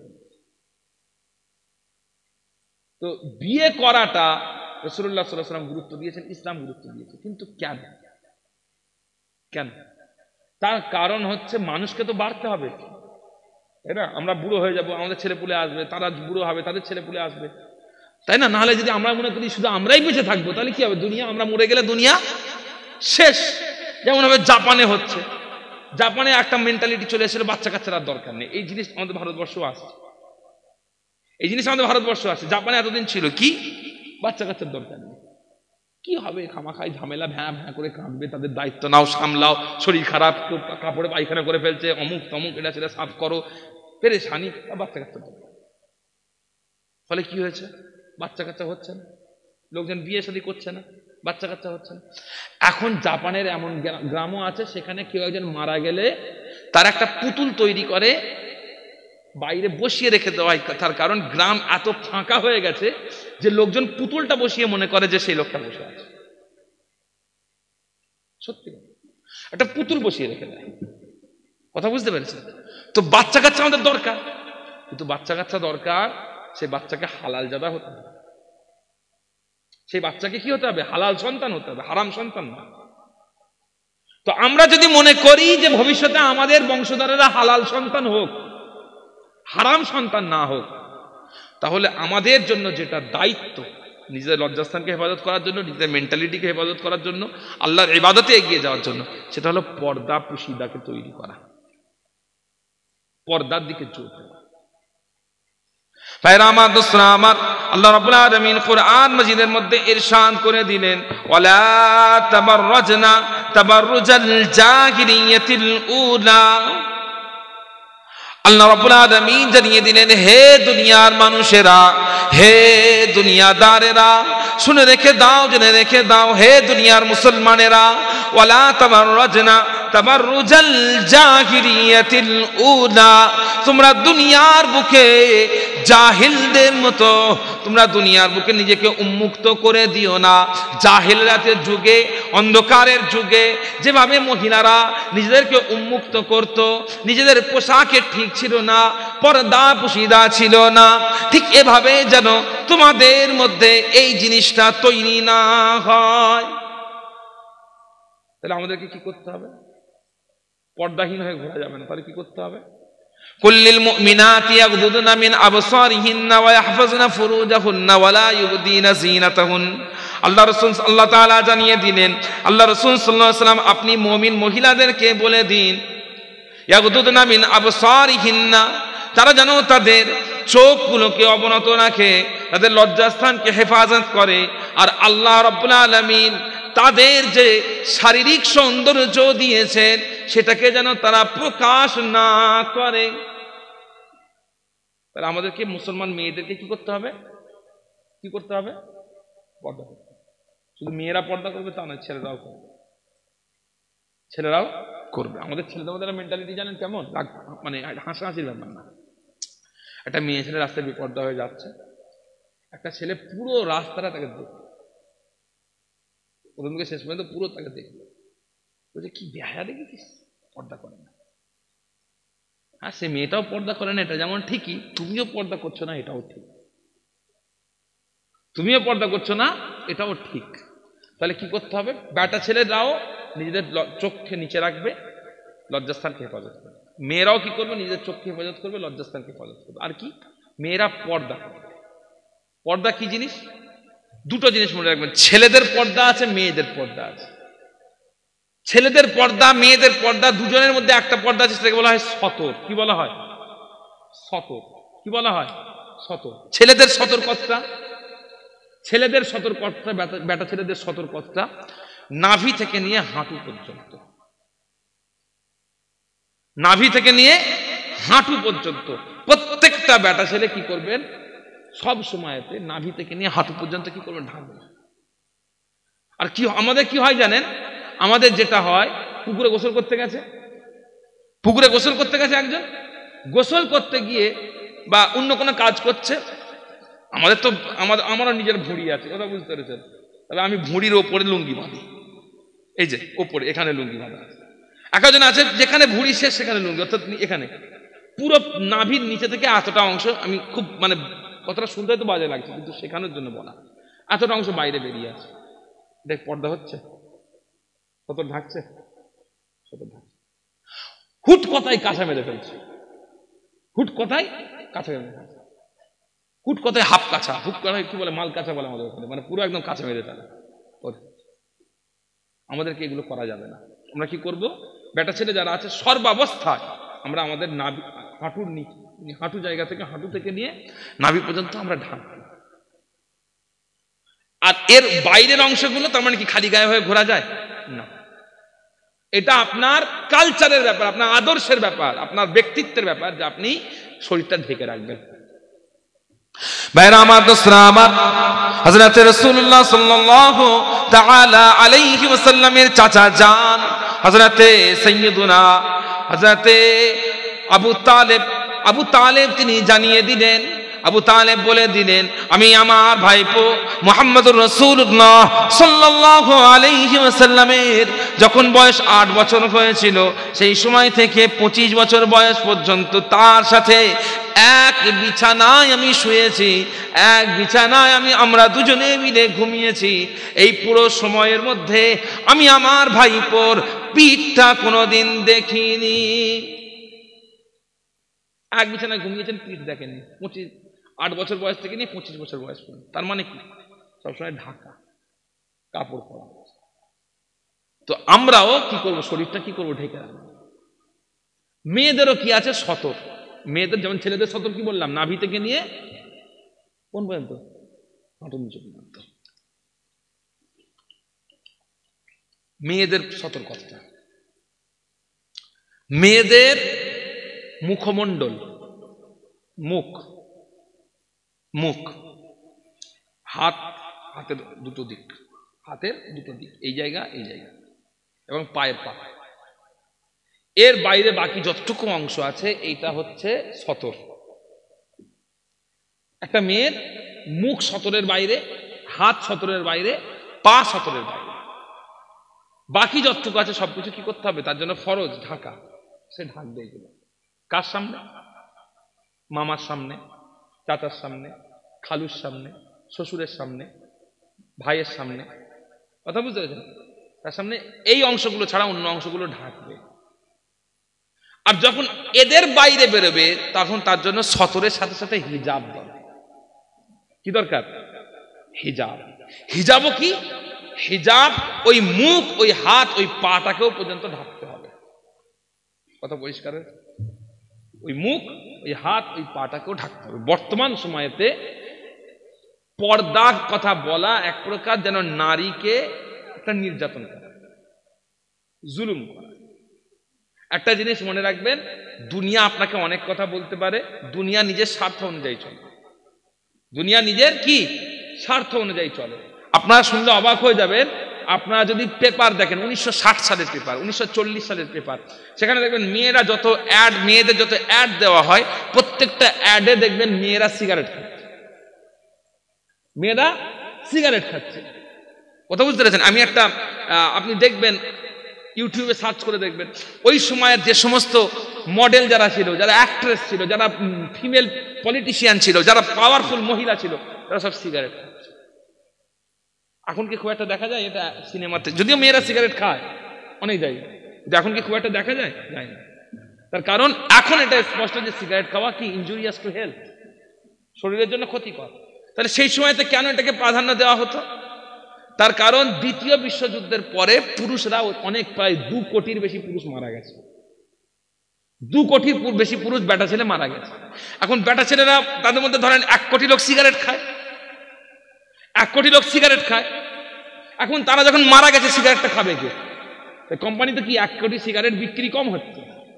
তো তখন কোম্পানি কি আবিষ্কার করলো? মেয়েরা সিগারেট খাচ্ছে। তার কারণ সিগারেট খাওয়া মেয়েদের নারী স্বাধীনতার প্রতীক। শুনতে পাচ্ছেন? সিগারেট খাওয়া মেয়েদের স্বাধীনতার প্রতীক, সেই জন্য তারা কি করছে? সিগারেট। এখন এত বড় বড় কোম্পানি, কে কাপড় তৈরি করছে, কে জুতো তৈরি করছে, কে হ্যান্ডব্যাগ তৈরি করছে, কে মেকআপ তৈরি করছে, কে কাজল তৈরি করছে, তাই না?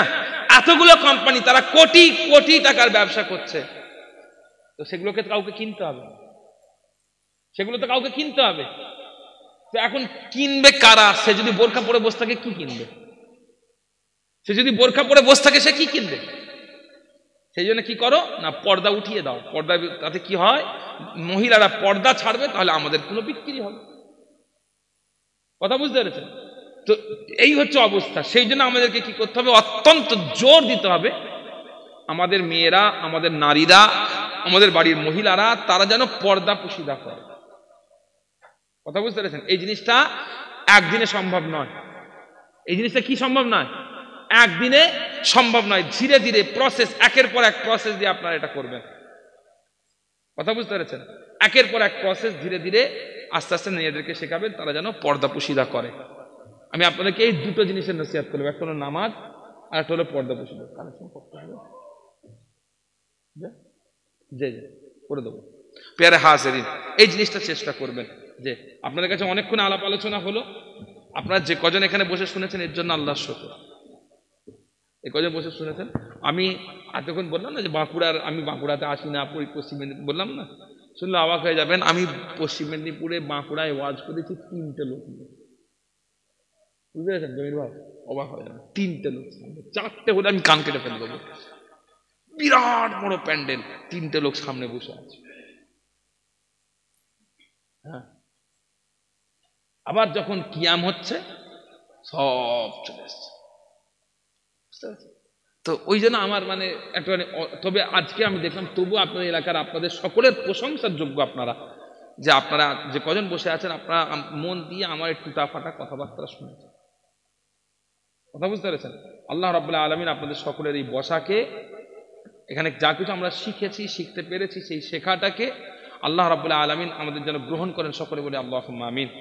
আর আমি দেখে অত্যন্ত ব্যথিত হলাম একটা জিনিস দেখে, আমাদের মক্তবটা জাস্ট দাঁড়িয়ে আছে ঠিকই, তবে খুব দুর্বলভাবে দাঁড়িয়ে আছে। আপনারা সকলেই জানেন ওটা আপনাদের গ্রামের মক্তব তো নাকি? যে গ্রামের মক্তব। আমি কয়েকটা কথা খালি বলি।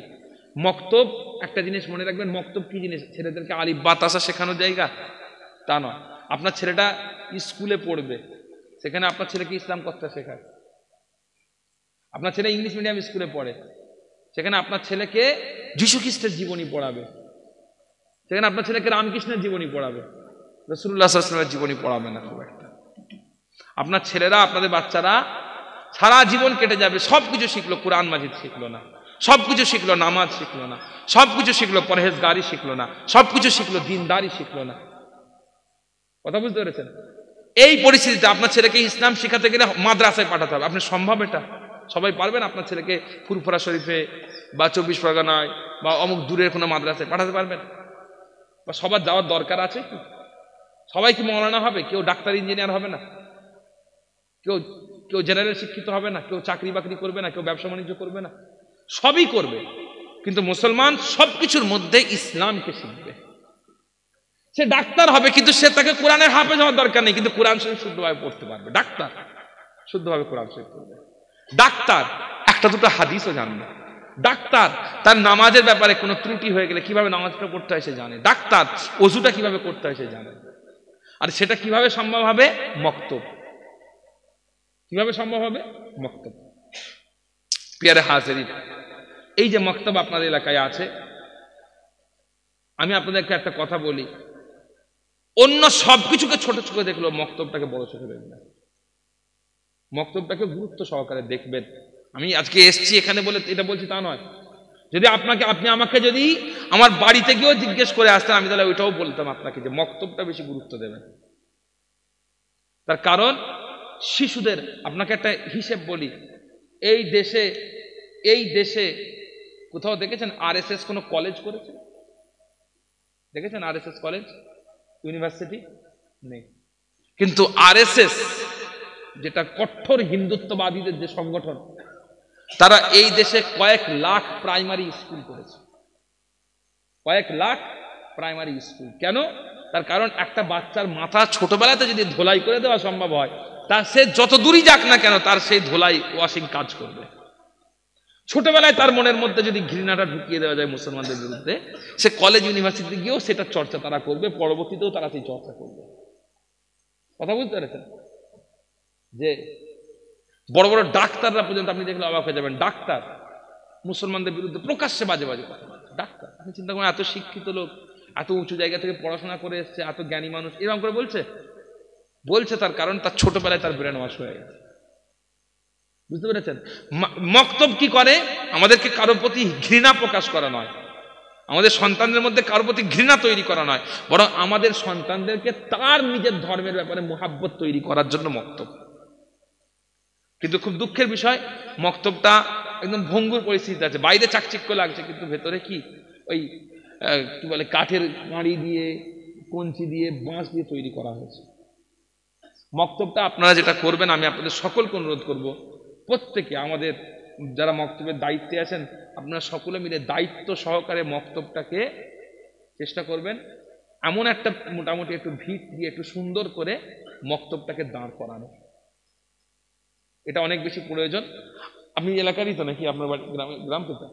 যে আমাদের জামির ভাই মাশাআল্লাহ, আমাদের ফুরফুরা শরীফের ওখানকারই ছাত্র, তিনি এখানে খুব মেহনত করে আপনাদের এলাকায় একটা মক্তব তৈরি করে, মক্তবের খেদমতটা তিনি করছেন। তৈরি তো আপনার হচ্ছে মুরব্বীরা করেছেন নাকি? সব উনি করেছেন, সবাই মিলে করে, আচ্ছা কমিটি সবাই মিলে করেছে। যে তো আমি আপনাদেরকে বলি, গ্রামের ছেলে আছেন, তিনি মেহনত করছেন, পরিশ্রম করছেন, খাটছেন, শ্রম দিচ্ছেন। এবারে আপনাদের কি দরকার? সাহায্য দরকার। কারণ এই মানুষটার উপরে একা যদি আপনি চাপিয়ে দেন, সম্ভব না। তিনি নিজে এখনো ছাত্র, তিনি নিজে এখনো কি ছাত্র।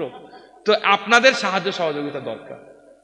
আপনারা প্রত্যেকেই, আমি আজকে দেখে খুব ভালো লাগলো যে আপনাদের প্রত্যেকে এখানে যে যে পুরস্কার দেওয়া হয়েছে, সব পুরস্কারগুলোর পয়সা এখানে তোলা হলো, আরো অন্যান্য যে সমস্ত কালেকশন হয়েছে, খুব ভালো লেগেছে। আপনারা যে নিজেরা এইভাবে এগিয়ে এসেছেন, এতটুকু সাহায্য সহযোগিতা আপনাদের থেকে দরকার, যার মাধ্যমে এই মক্তবটা কায়েম থাকবে। এটা আপনাদের জন্য।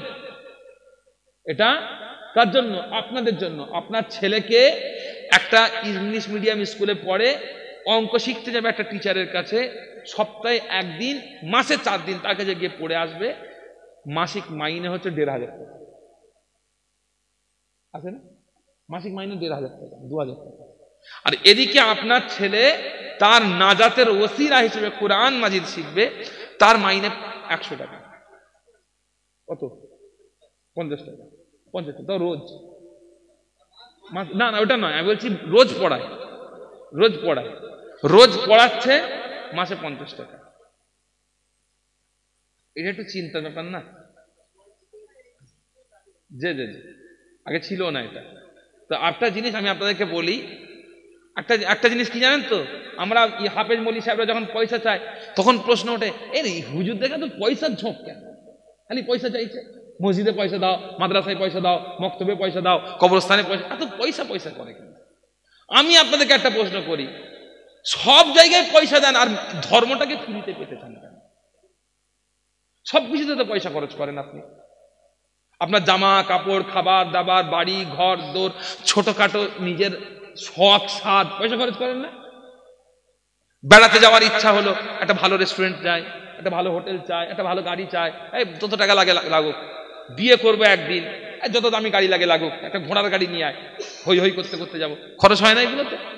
তো সব জায়গায় আপনি খরচ করতে চান, ধর্মটাকে ফ্রিতে পেতে চান। আপনার কাছে মনে হয় হয়তো যে ধর্মটা সবথেকে সস্তার জিনিস, কিন্তু মনে রাখবেন সব থেকে দামি হচ্ছে ধর্ম, সব থেকে দামি হচ্ছে ধর্ম।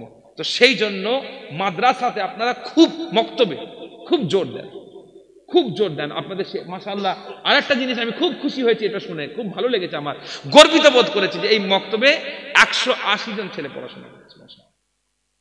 180 জন বাচ্চা। চিন্তা করেন, এই মক্তব যদি আজকে এইভাবে চলতে থাকে, আগামী 5 বছরের মধ্যে এই এলাকার সব শিশু তারা সবাই কোরআন শরীফ পড়তে শিখবে। যে এটা খুশির কথা নয়?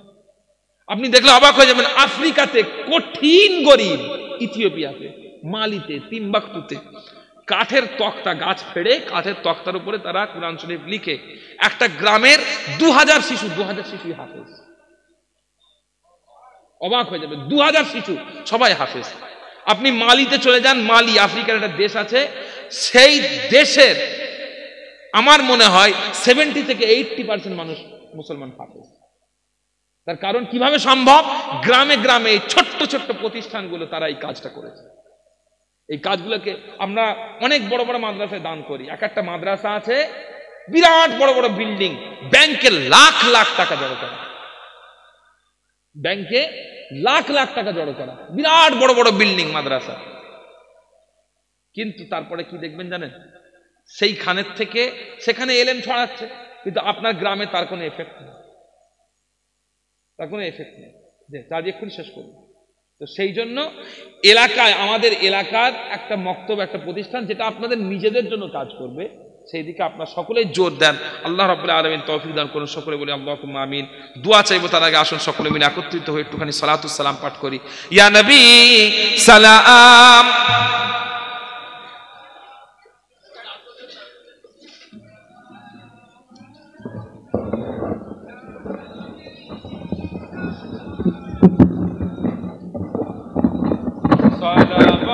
সালাওয়াতুল্লাহ।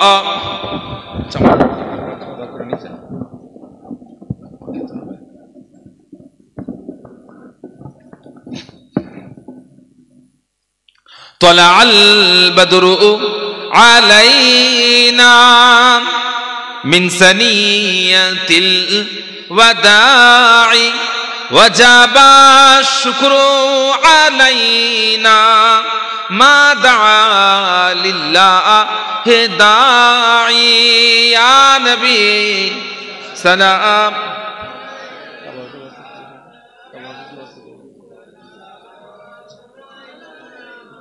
يا حبيب سلام عليك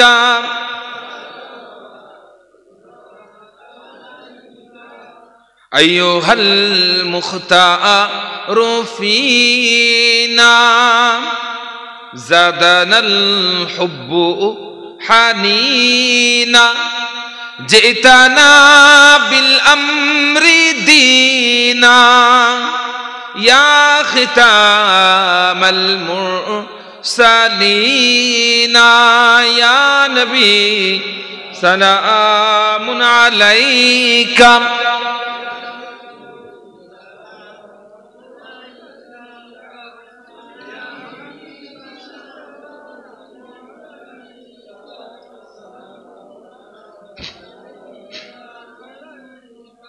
ইয়া হাবিবি ইয়া মুহাম্মদ ইয়া রুসাল খাফিকাইন ইয়া মুআইয়াদ ইয়া মুমাজ্জান ইয়া ইমামাল কিবলাতাইন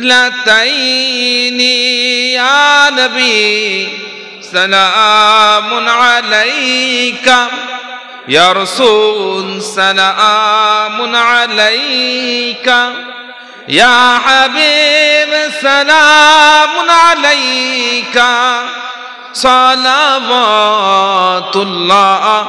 আলাইকা ইয়া রাব্বি সাল্লি ওয়া সাল্লিম বালাগাল উলা বিকামালিহি كشفت الدجى بجماله حسنت جميع خصاله صلوا عليه وآله সকলে মিলে বিসমিল্লাহ শরীফের সহিত 3 বার সূরা ফাতিহা শরীফ 10 বার সূরা ইখলাস কুল হুয়াল্লাহু আহাদ শরীফ 11 বার দরুদ শরীফ পাঠ করেন।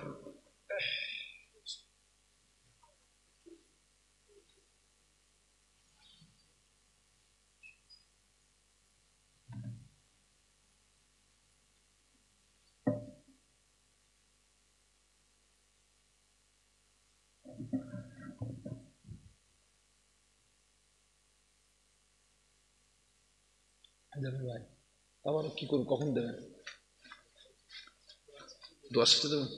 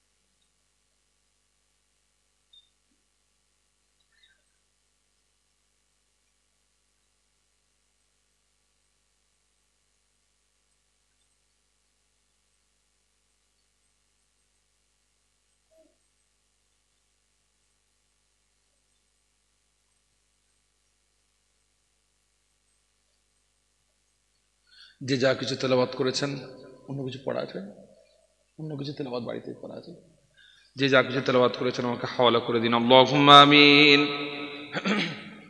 আলহামদুলিল্লাহি রাব্বিল আলামিন ওয়াল আকিবাতু লিল মুত্তাকিন ওয়াস সালাওয়াতু ওয়াস সালামু আলা রাসূলিহিন নাবিয়্যিল কারীম।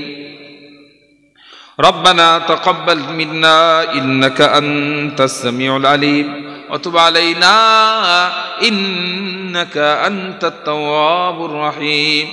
ربنا هب لنا من أزواجنا وذرياتنا قرة أعين واجعلنا للمتقين إماما. اللهم إنا نسألك خيرا وعافية وسلامة في الدنيا والآخرة ونعوذ بك من كل شر ومن شرور أنفسنا ومن سيئات أعمالنا. আল্লাহ রাব্বুল আলামিন, নিঃসন্দেহে আমরা সকলেই গুনাহগার, খতাকার, সিয়াকার, বদকার, জেনে না বুঝে শয়তানের ওয়াসওয়াসায় পড়ে আল্লাহ তাআলা আমরা জাহেরি বাতিনি শিরকি বিদআতি কুফরি গুনাহ করেছি। আল্লাহ রাব্বুল আলামিন, আপনি রহমত করে দয়া করে আমাদের জিন্দেগির সমস্ত গুনাহ খাতাগুলোকে মাফ করে দিন। আল্লাহ রাব্বুল আলামিন, শুধু আমরা গুনাহগার নয়, আমাদের পরিবার পরিজন আত্মীয় স্বজন সকলেই গুনাহগার। আল্লাহ রাব্বুল আলামিন, আপনি সকলকে মাফ করে দিন, সকলকে ক্ষমা করে দিন। আল্লাহ রাব্বুল আলামিন, আজকে আমরা এই গভীর রাত্রে আপনার দরবারে হাত উত্তোলন করেছি। হাত তোলার পূর্ব মুহূর্তে আমরা কয়েকবার দুরূদ শরীফ, সালাম শরীফ, কিয়াম শরীফ, সূরা ফাতিহা শরীফ, সূরা ইখলাস শরীফ তেলাওয়াত করেছি। আল্লাহ রাব্বুল আলামিন আমাদের এই যা কিছু পড়া হয়েছে, বলা হয়েছে, যা কিছু বোঝা হয়েছে, এর মধ্যে যদি কোনো ভুল ত্রুটি বিচ্যুতি হয়ে যায়, আপনি রহমত করে দয়া করে মাফ করে দিন। আল্লাহ তাআলা মাফ করে দিয়ে যদি কোনো সওয়াব দিয়ে থাকেন, এই সওয়াব সর্বাগ্রে সর্বপ্রথম আকায়ে নামদার মুফাক্কারে মওজুদার সাইয়্যিদুল মুরসালিন রাহমাতুল আলামিন হুজুর হযরত মুহাম্মদ মুস্তাফা আহমদ মুজতাবা সাল্লাল্লাহু আলাইহি ওয়াসাল্লামের কদম মুবারকে পৌঁছে দিন। হুজুরের ওসিলা করে तमाम नबीयीन, सिद्दीकीन, शुहदा, सालिहीन, आइम्मा मुजतहिदीन, मुहद्दिसिन, मुफस्सिरीन, उलमा मुतक़द्दिमीन, उलमा मुताखिरीन, कुल मुमिनीन, मुमिनात, मुस्लिमीन, मुस्लिमात সকলের রূহ পাকে সওয়াবটুকু পৌঁছে দিন। আল্লাহ রাব্বুল আলামিন খাস করে এই সওয়াব আমাদের সকলের পূর্বপুরুষগণ আল্লাহ তাআলা হযরত আদম আলাইহিস সালাতু ওয়াস সালাম থেকে নিয়ে ঈসা আলাইহিস সালাতু ওয়াস সালাম পর্যন্ত যত নবী এসেছেন সমস্ত নবীগণের রূহ পাকে সওয়াবটুকু পৌঁছে দিন। আল্লাহ তাআলা হুজুরের আল আওলাদ, আজওয়াজুল মুতাহহারাত, হুজুরের পরিবারের সদস্যগণ, আহলুল বাইতগণ, তাদের সকলের রূহ পাকে সওয়াবটুকু পৌঁছে দিন। আল্লাহ রাব্বুল আলামিন খাস করে এই সওয়াব আমাদের তাবেঈনদের মধ্যে থেকে আমাদের সকলের ইমাম ইমামে আযম নুমান বিন সাবিত আবু হানিফা রাহমাতুল্লাহি আলাইহি হুজুরের রূহ পাকে সওয়াবটুকু পৌঁছে দিন। ইমাম শাফিঈ, ইমাম মালিক, ইমাম আহমদ বিন হাম্বল রাহিমাহুমুল্লাহ হুজুরগণের রূহ পাকে সওয়াবটুকু পৌঁছে দিন। আল্লাহ তাআলা আমাদের সকলের তরিকতের ইমাম হযরত শেখ বড় পীর আব্দুল কাদের জিলানী আল বাগদাদী রাহমাতুল্লাহ আলাইহি হুজুরের রূহ পাকে সওয়াবটুকু পৌঁছে দিন। আল্লাহ তাআলা আমাদের সকলের তরিকতের রাহবার হযরত খাজা মুঈনুদ্দিন চিশতি আজমিরি রাহমাতুল্লাহি আলাইহি, হযরত খাজা বাহাউদ্দিন নকশবন্দি রাহমাতুল্লাহি আলাইহি, হযরত সাইয়্যিদুনা মুজাদ্দিদ আল ফিসানি আহমদ সরহিন্দি রাহমাতুল্লাহি আলাইহি হুজুরগণের রূহ পাকে সওয়াবটুকু পৌঁছে দিন। তরিকা কাদরিয়া, তরিকা চিশতিয়া, তরিকা নকশবন্দিয়া, তরিকা মুজাদ্দিদিয়া, এই সহ তামাম দুনিয়ার বুকে যতগুলো হক সিলসিলা তরিকা আছে, হক সিলসিলা তরিকার সমস্ত মাশায়েখদের রূহ পাকে সওয়াবটুকু পৌঁছে দিন। আল্লাহ রাব্বুল আলামিন এই ভারতবর্ষের জমিনে তাদের জন্য কোরআন ও হাদিসের ইলম ছড়িয়েছে। শাহ ওলিউল্লাহ মুহাদ্দিস দেহলভী, শাহ আব্দুল আজিজ মুহাদ্দিস দেহলভী, শাহ আব্দুর রহিম মুহাদ্দিস দেহলভী, শাহ আব্দুল গনি মুজাদ্দিদি, শাহ ইসহাক দেহলভী রাহিমাহুমুল্লাহ হুজুরগণের রূহ পাকে সওয়াবটুকু পৌঁছে দিন। আল্লাহ তাআলা খাস করে এই সওয়াব এই ভারতবর্ষের জমিনের অন্যতম শ্রেষ্ঠ মুজাদ্দিদ হযরত আহমদ বিন ইরফান শহীদ বালাকোট রাহমাতুল্লাহি আলাইহি হুজুরের রূহ পাকে সওয়াবটুকু পৌঁছে দিন। আল্লাহ তাআলা আমাদের সকলের পিরানে পীর ফারসি ভাষার বিখ্যাত কবি হযরত সুফি ফাতিহ আলী ওয়াইসি রাহমাতুল্লাহ আলাইহি হুজুরের রূহ পাকে সওয়াবটুকু পৌঁছে দিন। আল্লাহ তাআলা আমাদের সকলের পীর মুর্শিদ ফুরফুরা শরীফের মুজাদ্দিদুজ জামান দাদা হুজুর পীর কিবলা রাহমাতুল্লাহ আলাইহি হুজুরের রূহ পাকে সওয়াবটুকু পৌঁছে দিন। আল্লাহ তাআলা হুজুরের 5 আওলাদগণের রূহ পাকে সওয়াবটুকু পৌঁছে দিন। আল্লাহ তাআলা ফুরফুরা শরীফ, মুজাফাতে ফুরফুরা শরীফ, দাদা পীর রহমাতুল্লাহ আলাইহি সিলসিলার মুরিদ, মুতাকিদ, মুহিব, ভালোবাসার মানুষ যে যেখানে শুয়ে আছেন আল্লাহ আপনি তাদের সকলের রূহ পাকে সওয়াবটুকু পৌঁছে দিন। আল্লাহ তাআলা যে গ্রামে এসে হাজির হয়েছি, এই গ্রামের আশপাশে যতগুলো কবরস্থান আছে সেখানে যাররা যাররা পরিমাণ ঈমান নিয়ে যারা শুয়ে আছেন আল্লাহ রাব্বুল আলামিন আপনি তাদের সকলের রূহ পাকে সওয়াবটুকু পৌঁছে দিন। আল্লাহ রাব্বুল আলামিন এখানে আমরা যারা হাজির হয়েছে আমাদের সকলের পিতৃকুল মাতৃকুল জানি না কে কোথায় কি অবস্থায় শুয়ে আছেন, আল্লাহ রাব্বুল আলামিন আপনি তাদের সকলের রূহ পাকে সওয়াবটুকু পৌঁছে দিন।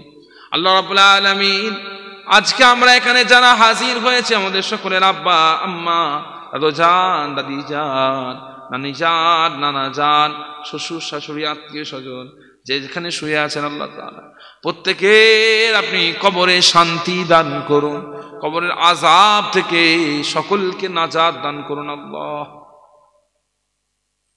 আল্লাহ তাআলা আমরা যারা হায়াতে আছি আপনি আমাদের সকলের হায়াত কিসমত দারাজ করুন, ঈমান আমলে বরকত দান করুন, আমাদের সকলের শরীরকে সুস্থ রাখুন।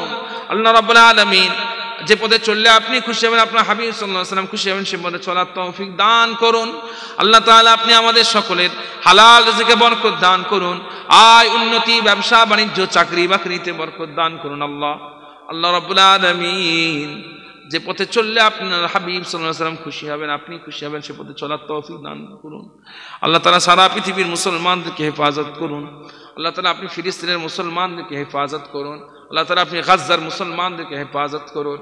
আল্লাহ রাব্বুল আলামিন সারা দুনিয়ার মানুষের, সারা দুনিয়ার মুসলমানদের ঈমানে আমলে বরকত দান করুন। আল্লাহ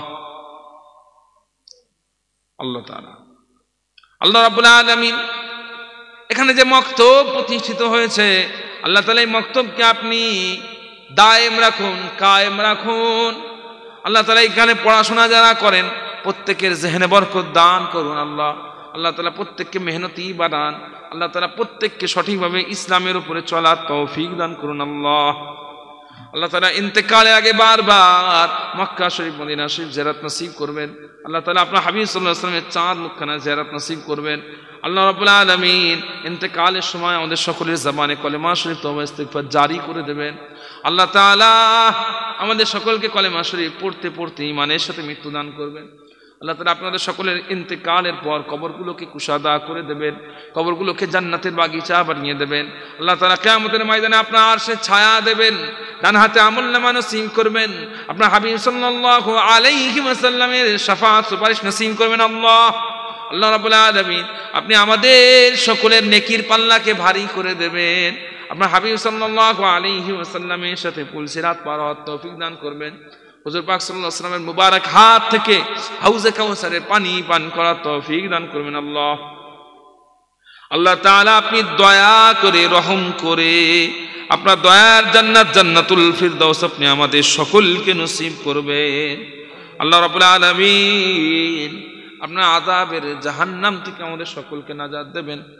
আল্লাহ তাআলা আমাদের এই দোয়াটুকু সাইয়্যিদুল মুরসালিন রাহমাতুল্লিল আলামিন হুজুর হযরত মুহাম্মদ মুস্তাফা আহমদ মুজতাবা সাল্লাল্লাহু আলাইহি ওয়াসাল্লামের কদম মুবারকের ওসিলাতে কবুল ও মঞ্জুর করে নিন। লা তাকনাতু মির রাহমাতিল্লাহ। আল্লাহ রাব্বুল আলামিন এই মাদ্রাসা, এই মক্তবের জন্য, এই মাদ্রাসার মক্তবের জন্য, জলসার জন্য বহু মানুষ দান খায়রাত সাদাকাত করেছেন। আল্লাহ রাব্বুল আলামিন আপনি প্রত্যেকের দান খায়রাত সাদাকাতকে কবুল করে নেন। আল্লাহ তাআলা প্রত্যেকে যে যে নিয়তে দান খায়রাত সাদাকাত করেছেন প্রত্যেকের নেক আশা, নেক নিয়তকে পূর্ণ করুন। আল্লাহ রাব্বুল আলামিন এখানে যে সমস্ত মানুষেরা দান খায়রাত করেছেন আল্লাহ তাআলা তাদের পরিবারের মধ্যে থেকে যারা ইন্তেকাল হয়ে গেছেন তাদের সকলকে এই দান খায়রাত সাদাকাতের বিনিময়ে আখিরাতে নাজাত দান করুন। আখিরাতের সমস্ত মঞ্জিল আল্লাহ রাব্বুল আলামিন আপনি তাদের জন্য আসান করে দেন। প্রত্যেক দাতাকে এই দানের বিনিময়ে দুনিয়া ও আখিরাতে শান্তি দান করুন। আল্লাহ তাআলা প্রত্যেকের রিজকে আপনি বরকত দান করুন। লা তাকনাতু মির রাহমাতিল্লাহ ইন্নাল্লাহা ইয়াগফিরুয যুনুবা জামিআ ইন্নাহু হুয়াল গফুরুর রহিম। فالله خير حافظا وهو أرحم الراحمين وصلى الله تعالى على خير خلقه سيدنا محمد وآله وأصحابه أجمعين آمين آمين آمين بحق لا إله إلا الله لا إله إلا الله لا إله إلا الله মুহাম্মাদুর রাসূলুল্লাহ। আসসালামু আলাইকুম ওয়া রাহমাতুল্লাহি ওয়া বারাকাতুহু। তাবারক কই দেন, সবাইকে তাবারক পৌঁছে দেন। কমিটির ভাইরা একটু এগিয়ে দেন, সবাইকে এগিয়ে দেন তাবারক।